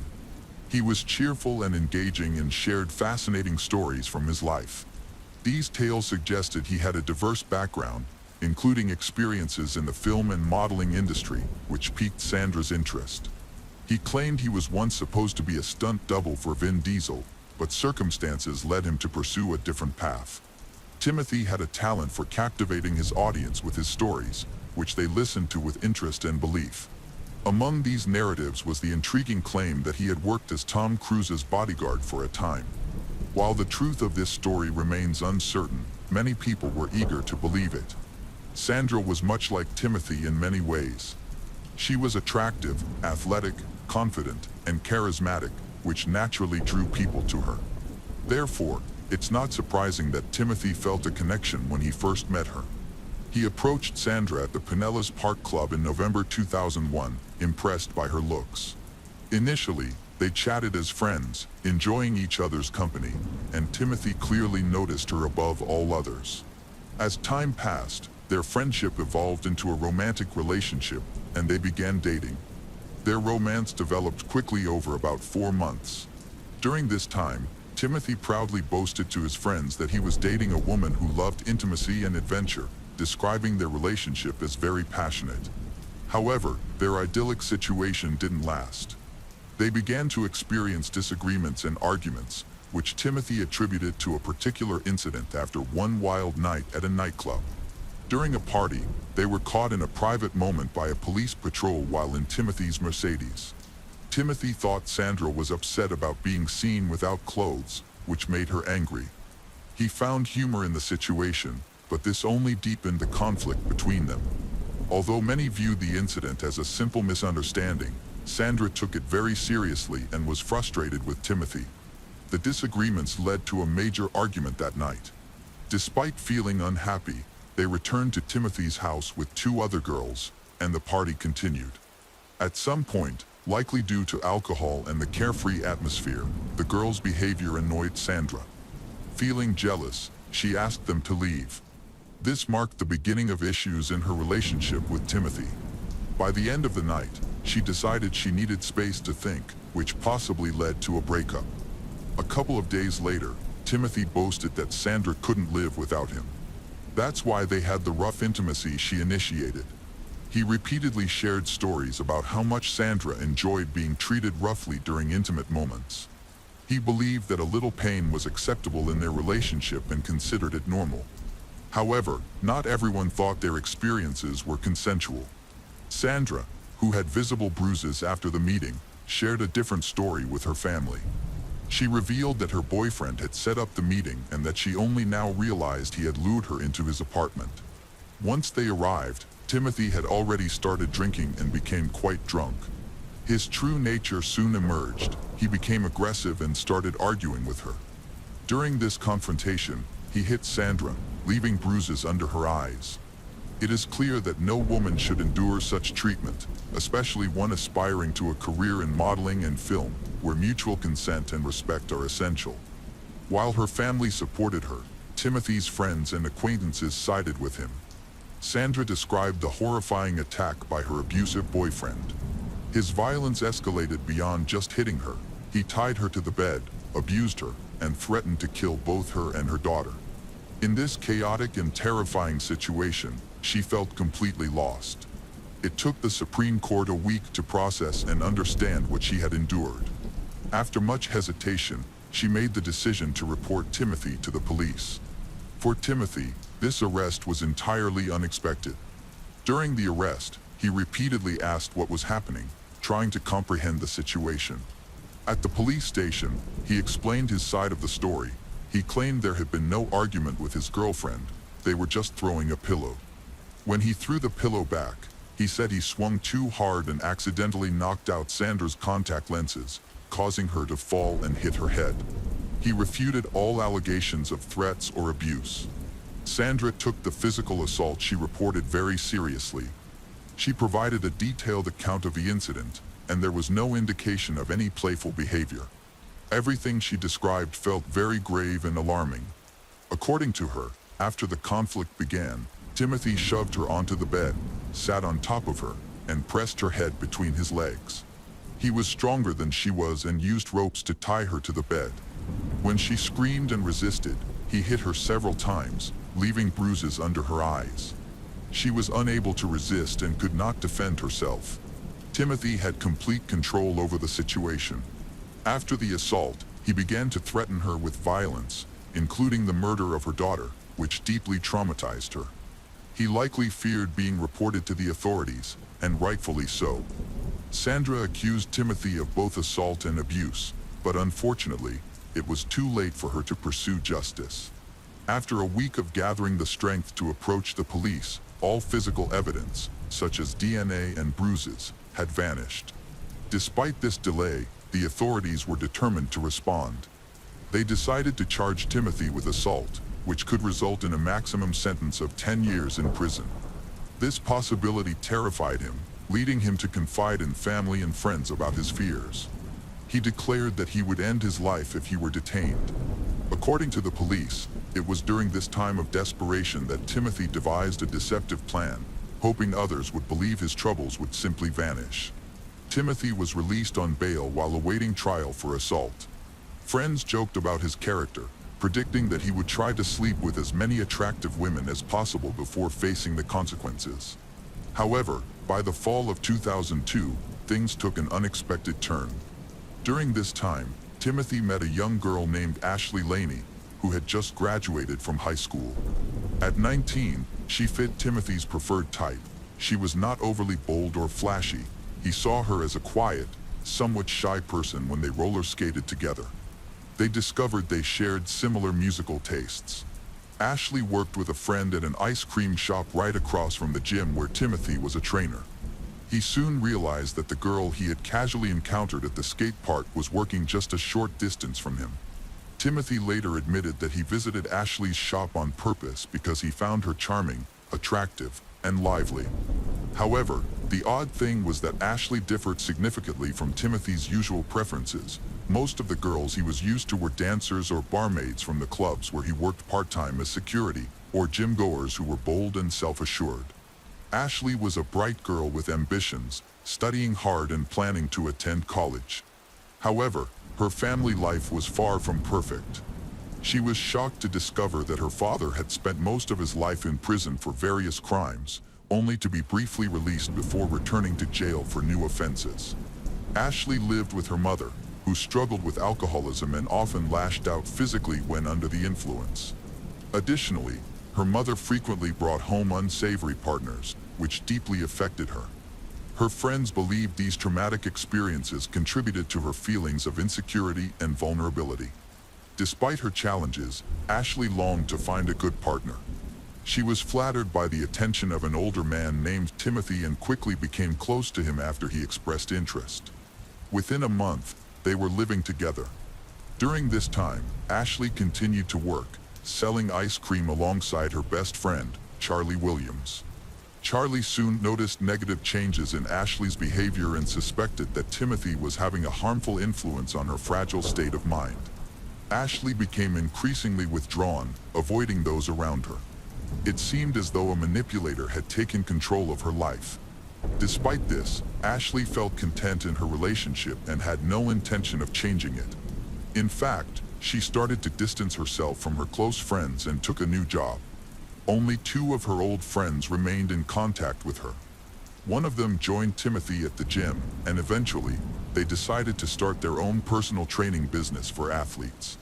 In public, Timothy acted like a man deeply in love with Ashley, constantly expressing his genuine feelings and serious intentions.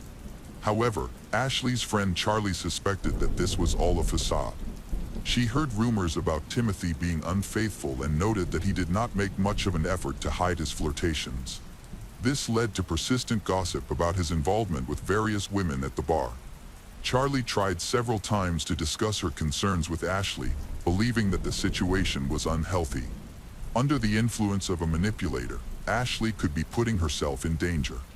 Ashley ignored any evidence against her boyfriend, Timothy, and fully trusted him. Charlie thought Ashley was simply in love. Unfortunately, Charlie's attempts to help her were unsuccessful, and they began to drift apart, just as Ashley's relationships with others in her social circle did.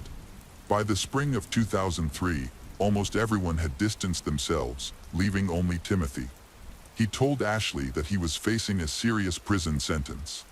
At the same time, he convinced Ashley that his ex-girlfriend, Sandra, was lying when she said she couldn't live without him. This manipulation gave him considerable power over Ashley. After that moment, Timothy decided to turn Ashley against Sandra. It wasn't difficult for him to do, especially given Ashley's sincere feelings and her reliance on him for support. The breakup with Timothy meant that Ashley would have to return to the trailer park to live with her mother, a prospect she dreaded more than anything. She wanted to avoid going back to the terrible past she had fought so hard to escape. In return, Timothy not only asked her to be his girlfriend, but also offered her a business opportunity in which she would be an equal partner.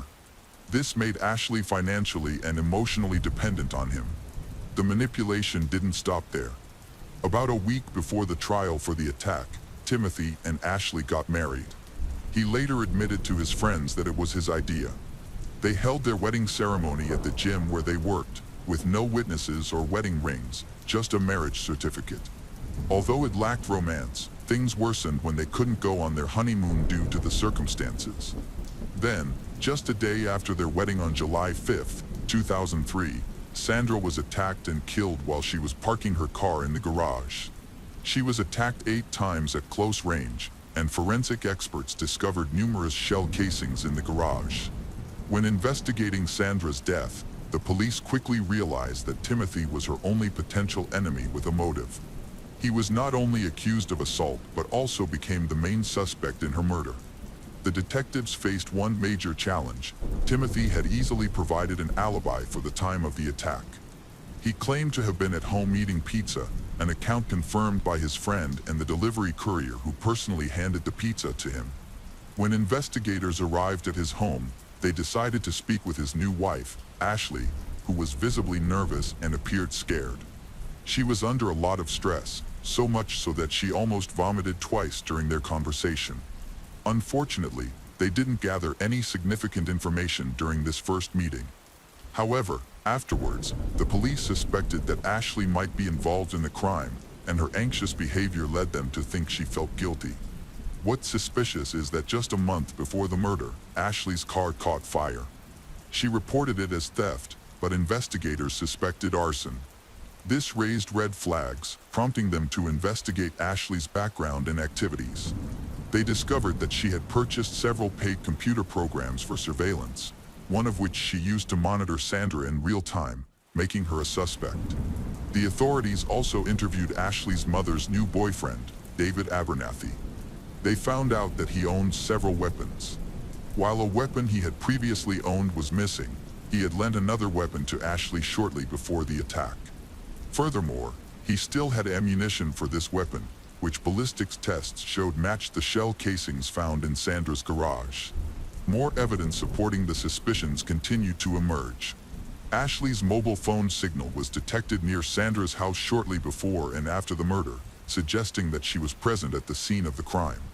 With this evidence, the police arrested Ashley for first-degree murder.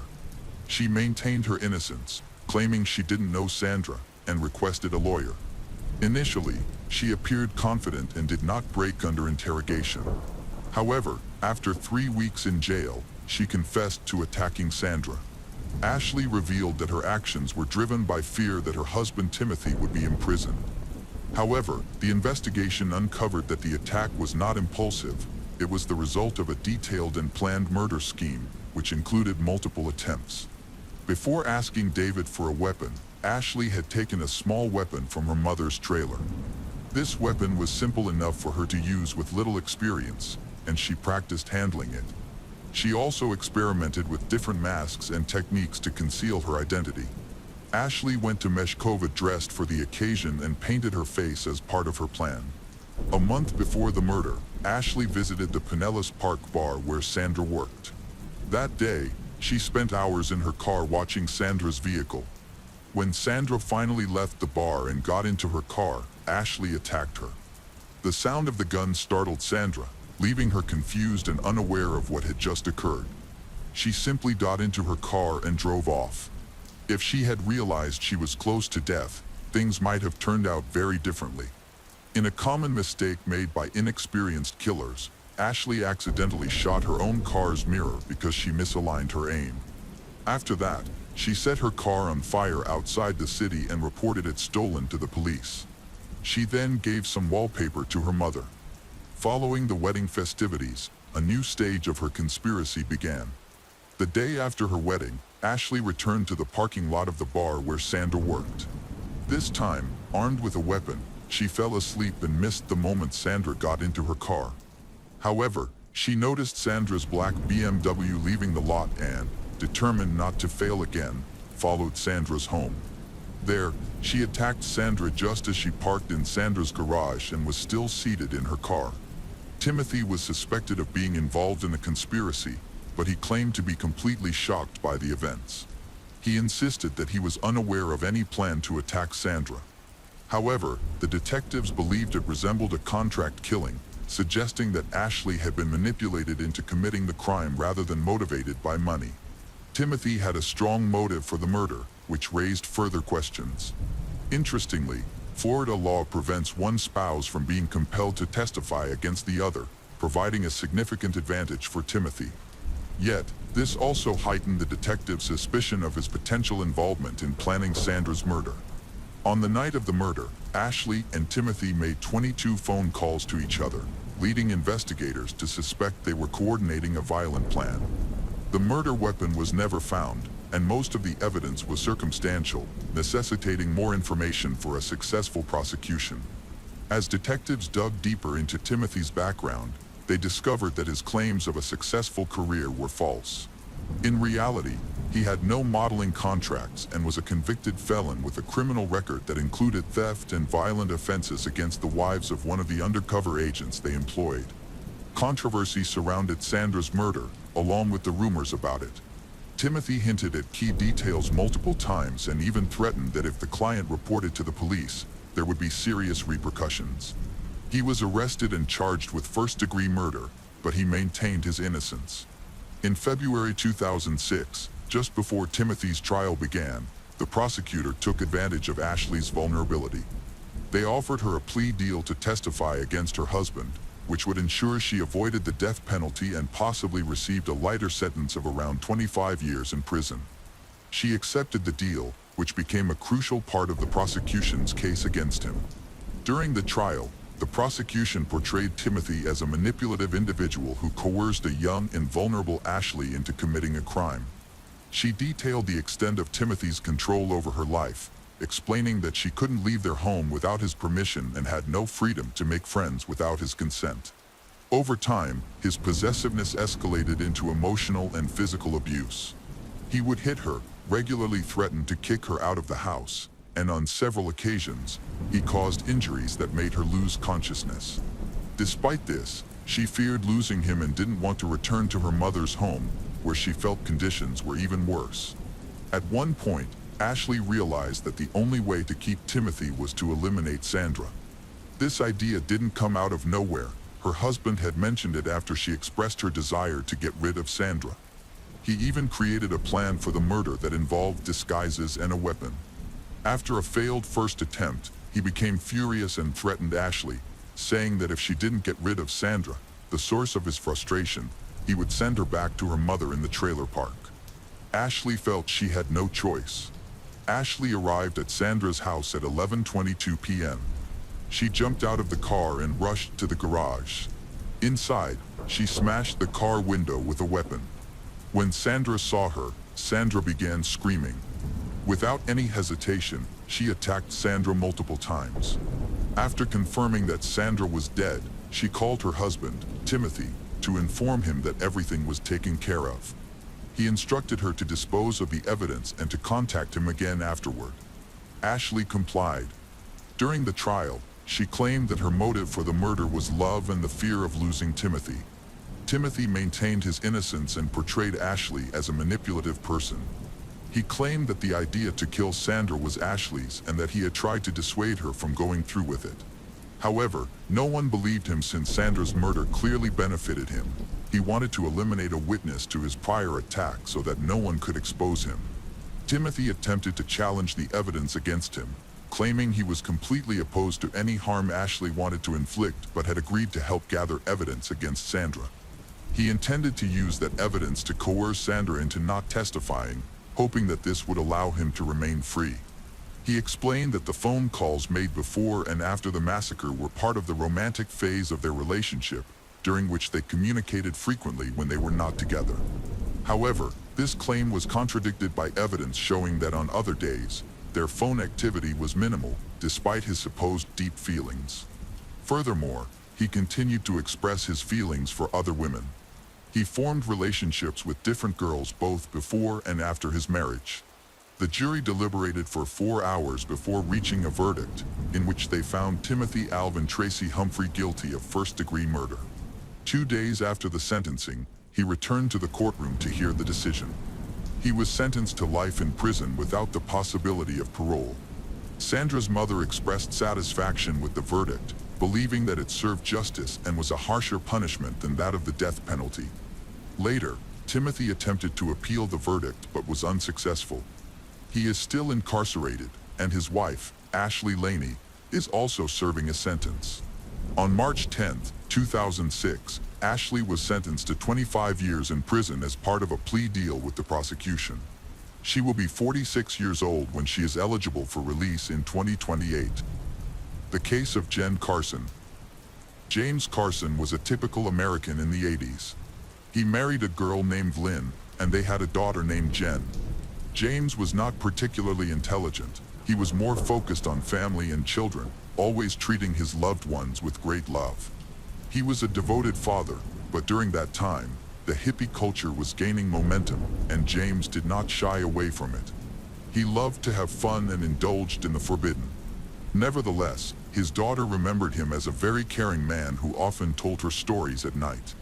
James did not work. Instead, his more educated wife, who had a decent job, provided for the family. At first, it appeared to be a loving union, but over the years, striking changes began to occur in him. He became increasingly rude and aggressive, bought himself a gun, and periodically threatened his wife with it. Lynn decided it was better to separate after 10 years of marriage. Their 5-year-old daughter Jen was too young to understand what was happening. Most of the events that unfolded remained a mystery to her until she grew older and learned the shocking truth about her father. However, the key character in this story is not only James but also Susan, a woman born into a wealthy family in the 60s. Her father was a highly successful producer who granted her a lavish lifestyle. She could only dream of such a life. She married another wealthy man, resulting in 2 children. However, as Susan's children reached their teenage years, she grew weary of the daily routine and wanted to get the most out of life. Therefore, she began a second secret life, which she kept hidden from her family. Susan became quite dissolute, preferring much younger men with whom she engaged in intimate relationships. One of her young lovers introduced her to banned substance, which had become widespread at that time. This marked the beginning of the end of her idyllic life. It turned out that Susan had not only secret affairs but also mental health issues, which no one had ever addressed. The lack of treatment combined with her reckless lifestyle led to exacerbations of her condition, resulting in regular hallucinations, even when she was in a normal state of consciousness. One day, her husband returned home from work to find triangles drawn on all the walls. Susan spoke of visual hallucinations and showed signs of schizophrenia. Her husband uncovered her little secrets about her affairs on the side and discovered her mental disorders. However, he did not condemn his wife and took the situation calmly. Unfortunately, he was not willing to help her and simply filed for divorce. Given the problems Susan was facing, he easily obtained full custody of their children. This outcome seemed to suit her completely. She did not even attempt to challenge the court's decision. Now she was alone, without her children, and still full of a desire to have fun. Additionally, after the divorce, Susan received a substantial amount of money, which led her to throw a big party at her home, where James also appeared. Susan was almost 10 years older than James, yet he fit her interests. Their acquaintance was intensified by the use of strong illegal substances. Susan's issues escalated to such a degree that she began to believe she was hallucinating. Their meeting coincided with James's divorce, and nothing could restrain the lovers. Several months passed, and their strange relationship was marked by emotional highs and lows. Later, Susan said that she had immediately fallen in love with James and that he became the man of her dreams.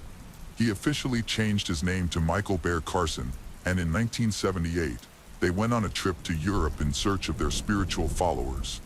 Soon, the situation only worsened, as all of Susan's savings from the divorce were spent on banned substances and entertainment. At this time, Michael was under her complete control.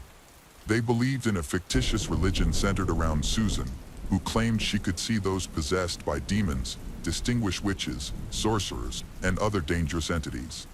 Meanwhile, Michael became a sort of instrument for executing witches. During this period, Lynn fought to obtain full custody of Jen. Lynn succeeded, but on weekends, Jen had to visit her father and stepmother. Jen found herself in a poorly organized home. She was only 4 years old at the time, later recalled entering the house to find it nearly empty, with many trees planted in pots throughout the interior. She described it as a kind of magic forest, as the house held little more than a single water bed for sleeping. From her later memories, weekends at her father's house felt like a horror movie. She did not like Susan, whom she described as a villain from a cartoon. It seemed that her father and stepmother were ignoring her existence. Jen instinctively felt that women should not eat, and later she discovered that she preferred to starve all weekend rather than eat the food offered to her. Despite the difficulties Jen faced, she initially did not tell her mother about the frightening real-life stories that haunted her. Instead, her memories from her early years were often filled with something terrifying. Jen remembered well that Susan considered her possessed by demons, punished her by scratching her back, while her father blindly believed everything his beloved Susan said and supported any punishment. Jen could do nothing to resist the much stronger adults. Susan repeatedly tried to conduct some kind of exorcism right on Jen, and during one of these sessions, Jen's body bore 5 marks resembling claw scars. When Lynn noticed these marks, she was alarmed and wondered what was happening in that house. She tried to ask Jen about it, but because of her young age, it was difficult for the girl to explain. Nevertheless, Lynn still sensed that something was wrong. It became clear to her that James's transformation into Michael was not an accidental event. In marriage, he had become much more aggressive. Lynn now believed that her daughter was in danger. Attempts to reach James were futile, as he was completely under Susan's influence. Contrary to the court's decision, Lynn took her daughter and ran away with her. Until that moment, they had lived in Phoenix, Arizona, and now they had moved to California. Lynn did not tell anyone their new address because she feared that if her actions were revealed, Jen would be taken away and that she would lose any opportunity to see her. She felt that Jen would not survive to enter school. Lynn did not want to contact law enforcement at all, knowing how slowly the system worked. Realizing that anything could happen during an investigation, she decided not to waste time. Lynn had to quit her job, and they lived very poorly after the escape, relying on random earnings. This escape became the second significant event in Jen's life. The first was the sudden divorce of her parents, which she never understood because her mother and father had once seemed to love each other. As she grew older, she supported Lynn's actions. Her mother explained that her father was sick, and they just needed to stay away from him to avoid being infected. In reality, James and Susan's way of life became eccentric, spending money on substances while neither worked. They decided to move to California, possibly because, during a moment of clarity, Michael wanted to reclaim his daughter, or maybe he thought things would be better there. They had no idea where they could find Jen and Lynn after moving. After days of wandering, Susan and Michael settled in San Francisco, where they met a girl named Karen Barnes, who was then 23 years old. Karen dreamed of becoming an actress and moved to California to try her luck in acting. Unfortunately, during this period, she met Susan and Michael, who willingly shared information about their cult. This unhealthy behavior intrigued her. The entire group ended up in a rented apartment since Susan and Michael could no longer afford housing. Karen became the first person to join this cult. She was attractive and immediately caught Michael's eye. However, he could not betray Susan behind her back, so he approached Karen openly and told her that he believed she should become his second wife. This proposition was unacceptable to Susan. She claimed to have seen the future and insisted that Karen was a witch who intended to destroy the cult and kill them both. Michael believed Susan so completely that he feared her power and obeyed her without question.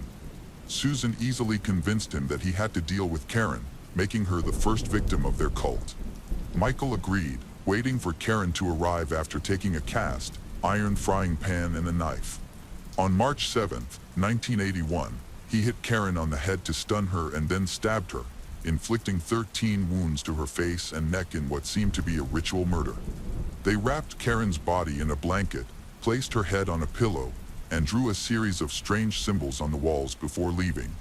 Karen's dream of becoming an actress was shattered. When the door was broken down, her skull was discovered in a pool of blood, but no trace of the criminals was found, except for the drawings, which included the name Susan. The apartment had been rented by Karen, and aside from a superficial description from neighbors, there was no information about Michael and Susan. They fled, fully aware that they needed to distance themselves from the crime scene. They hitchhiked north and lived for a year in a secluded cabin in the wilderness, where no one could find them. Very little is known about this period in their lives. A year later, feeling bored, they discovered an illegal marijuana farm outside the city and decided to go there. It was quite a large illegal organization with a lot of work and a shortage of workers. Susan tended to the plants while Michael monitored the safety of the operation, and together they continued to live their typical hippie lifestyle, remaining constantly intoxicated from substances. A young man named Clark Stevens intervened in the matter. He was a 26-year-old guy, a friend of the plantation owner. Clark was well versed in growing illegal plants, but he drank a lot, and he had his own vision that contradicted Susan's opinion. Clark took the initiative, began giving advice. Susan did not like how actively Clark was interfering in their activities. It seemed as if he was too arrogant. She turned to her husband, declaring that this man was encroaching on the sacred, putting the profit of their religion below him, which was unacceptable. Susan told Michael that she had a vision in which Clark turned out to be an evil sorcerer. Naturally, this statement automatically became a death sentence for Clark. After Clark's murder, Michael obtained a gun. It is unknown where exactly it came from. In any case, he did not use it at first. He carried it with him to guard the farm. After Clark was dealt with, his body was doused with gasoline and burned. The remains were disposed of by burying them not far from this forbidden plantation in the forest. Later, the date of death was set as May 12, 1982. It is curious that this farm was located no more than a kilometer from residential buildings. In early summer of the same year, one of the families had an outdoor barbecue. They did not go deep into their yard but moved to the far part of a large plot of land. They had a large dog that they let run around. The animal went into the forest, as if attracted by something, and when it returned, the owners noticed something strange in its mouth. When the dog approached the married couple, they discovered it was carrying a part of a human skull. Naturally, the family called the police. Law enforcement officers discovered an illegal farm that had been abandoned in a hurry. No one was there, but a group of young people interviewed by the authorities told of a pair of dirty hippies who had fled the plantation quickly. They fled by hitchhiking again, disappearing into the territory of the states. On May 1983, the area around the plantation was thoroughly searched by a team that went deep into the forest, where they found Clark's burial place and a tourist backpack. Inside, they found various items, a pistol, a fake ID, and also a manifesto describing the program of a cult-like religious organization called Hunt. The most disturbing item was a list of names and surnames of so-called witches and sorcerers that included even popular figures such as Ronald Reagan, the current president of the United States, as well as the governor of the state. The police were particularly interested in two other names, Clark and Karen, who were already listed as killed. In total, the list contained 12 people, consisting of ordinary citizens. However, it turned out to be impossible to establish their fates precisely, as there was nothing specifying either addresses or phone numbers. Due to the possibility of a national security issue, the Federal Bureau of Investigation began a search. During this period of Jen's life, terrible changes began to occur. Her father, Michael, called Lynn and said that he was returning to California and intended to take Jen. Lynn did not give him the address. She was very scared because she could not even contact the police for protection. However, this did not even need to be done because just a few hours after Michael's call, FBI agents arrived at her home. The authorities already knew that Michael was actually James Carson, and Lynn was his ex-wife. Jen was the daughter whom the ex-wife had actually kidnapped. Despite this, they treated Lynn's act leniently, considering all the circumstances and the danger for Jen. The agents knew they were dealing with a very dangerous couple of criminals. In the father's desire to take Jen, they saw an opportunity to catch the killers. As far as the law enforcement officers knew at that time, Susan and Michael were hitchhiking, making it impossible to track their exact location. On May 12, 1983, in the car, a 30-year-old truck driver named John Hellier. A couple of young people who looked harmless were heading to California and picked up a other man. The only space in his car suitable for passengers was the cabin, but with 3 of them in the front, it was cramped. The hitchhikers began to settle inside when they climbed in. Michael saw this and was furious, as he perceived the contact of a mere mortal with the prophetess as a sign of disrespect. Susan supported his opinion. Michael took out other pistol, as the first one was thrown not far from the plantation. The cabin was cramped. John managed to start a fight. They fell out onto the road. Other motorists drove by, some even stopping to help, while Susan shouted to Michael that he had to finish off evil sorcerer. Realizing that a grown man could defeat her husband, Susan took a knife and approached John, stabbing the wounded driver. They run away, leaving John's body on the side of the highway in Napa County. Susan and Michael stole a truck and took off. However, witnesses reported to the police, which led to a big chase. Susan and Michael lost control and drove into a ditch. But they were not going to surrender. A shootout with the police began. The criminals managed to escape again, this time on foot. Susan and Michael then was miraculously detained after John's murder. No one was seriously hurt, and it was time for they of villains to face fair punishment.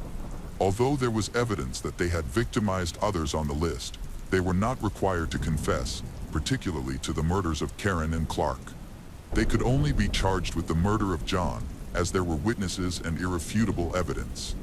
When Susan and Michael were brought in for questioning, they refused to cooperate with the police, demanded the involvement of all TV channels, press, and newspapers. They sought to turn their bloody tale into a major press conference in order to gain fame. Susan insisted that she was a clairvoyant, claiming this would allow them to attract as many followers as she wanted, specifically targeting young people who were as devoted as Michael. Naturally, law enforcement agencies did not want to give such attention to them. As the trial approached, their demands for media involvement were partially met, but not to the extent that Susan had wanted. There were several reporters in the courtroom. Susan claimed that President Reagan was a demon who needed to be killed. Law enforcement managed to extract the names of 2 victims. And Michael confessed to killing Clark, who had worked with them on a plantation of prohibited plants. He also spoke about the failed actress, Karen. Before the trial even began, everything Susan and Michael said seemed like a circus. Susan expressed absurd ideas that were later quoted in various reports. Several books were written about her prophecies, but few people took her claims seriously. Among Susan's statements was the assertion that all these murders were committed in self-defense. She concluded her speech by expressing her bewilderment at why their fight against evil warranted any accusations. The forensic expert detailed the atrocities committed by Susan and Michael, making it obvious that their actions had nothing to do with self-defense or fighting demons. They themselves were pure evil. Both were sentenced to life imprisonment with the possibility of parole after 75 years for 3 counts of murder. It was clear that the killers should never have been released. It seemed that everything was over, but Jen's life turned into a nightmare. She accidentally learned the whole truth about her father and stepmother, which came with shocking details. Consequently, she found it impossible to trust anyone.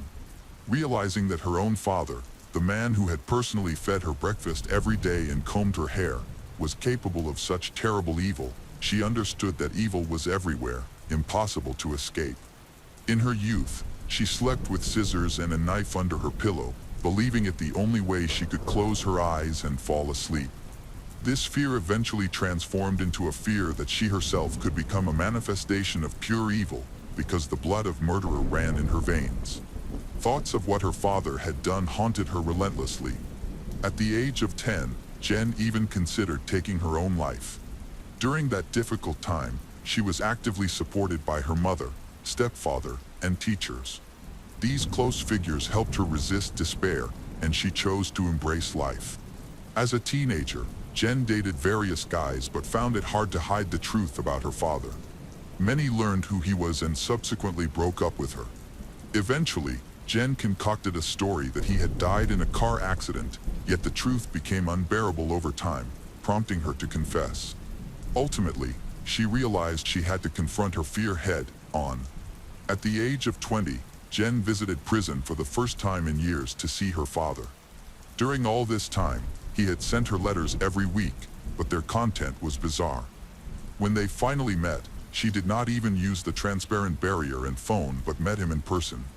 Her father hugged her, and she felt choked with horror as he told absurd stories about the fortune teller Susan. Speaking as though he had last seen her only yesterday, he was completely unaware that he had been locked away for the last 15 years. As she left the visit, she realized he had not changed a bit, nor did he feel guilty. The father who had loved her simply no longer existed. After this encounter, Jen contacted the families of Michael Carson's victims and apologized on his behalf. They all responded in the same way: she was not guilty and should not suffer for her father's crimes. After this, she began to manage her traumas, but her nightmares were far from over. In 2014, a reform of the correctional system was enacted, enabling Susan and Michael to request parole every 5 years. Jen's nightmares returned once again when Michael applied for parole for the first time. Jen was on the commission, but contrary to her previous stance, she argued that he was dangerous and did not regret the crimes he committed. She insisted that if he were released, he would kill again. The next attempt for parole took place in May 2020, but James was again refused. The court ruled that he would have the next opportunity no earlier than 10 years from then, which means in May 2030, when he turns 74, he will try to get out again. The situation with Susan was somewhat different. She also applied for parole in 2015, but her request was denied. The court ruled that she would not be eligible for another opportunity for 15 years. A lawyer took up her case, believing that this was too long a period. In 2023, the defense attorney's appeal was approved, so in December 2025, another hearing will be held, and Susan will have the right to seek parole.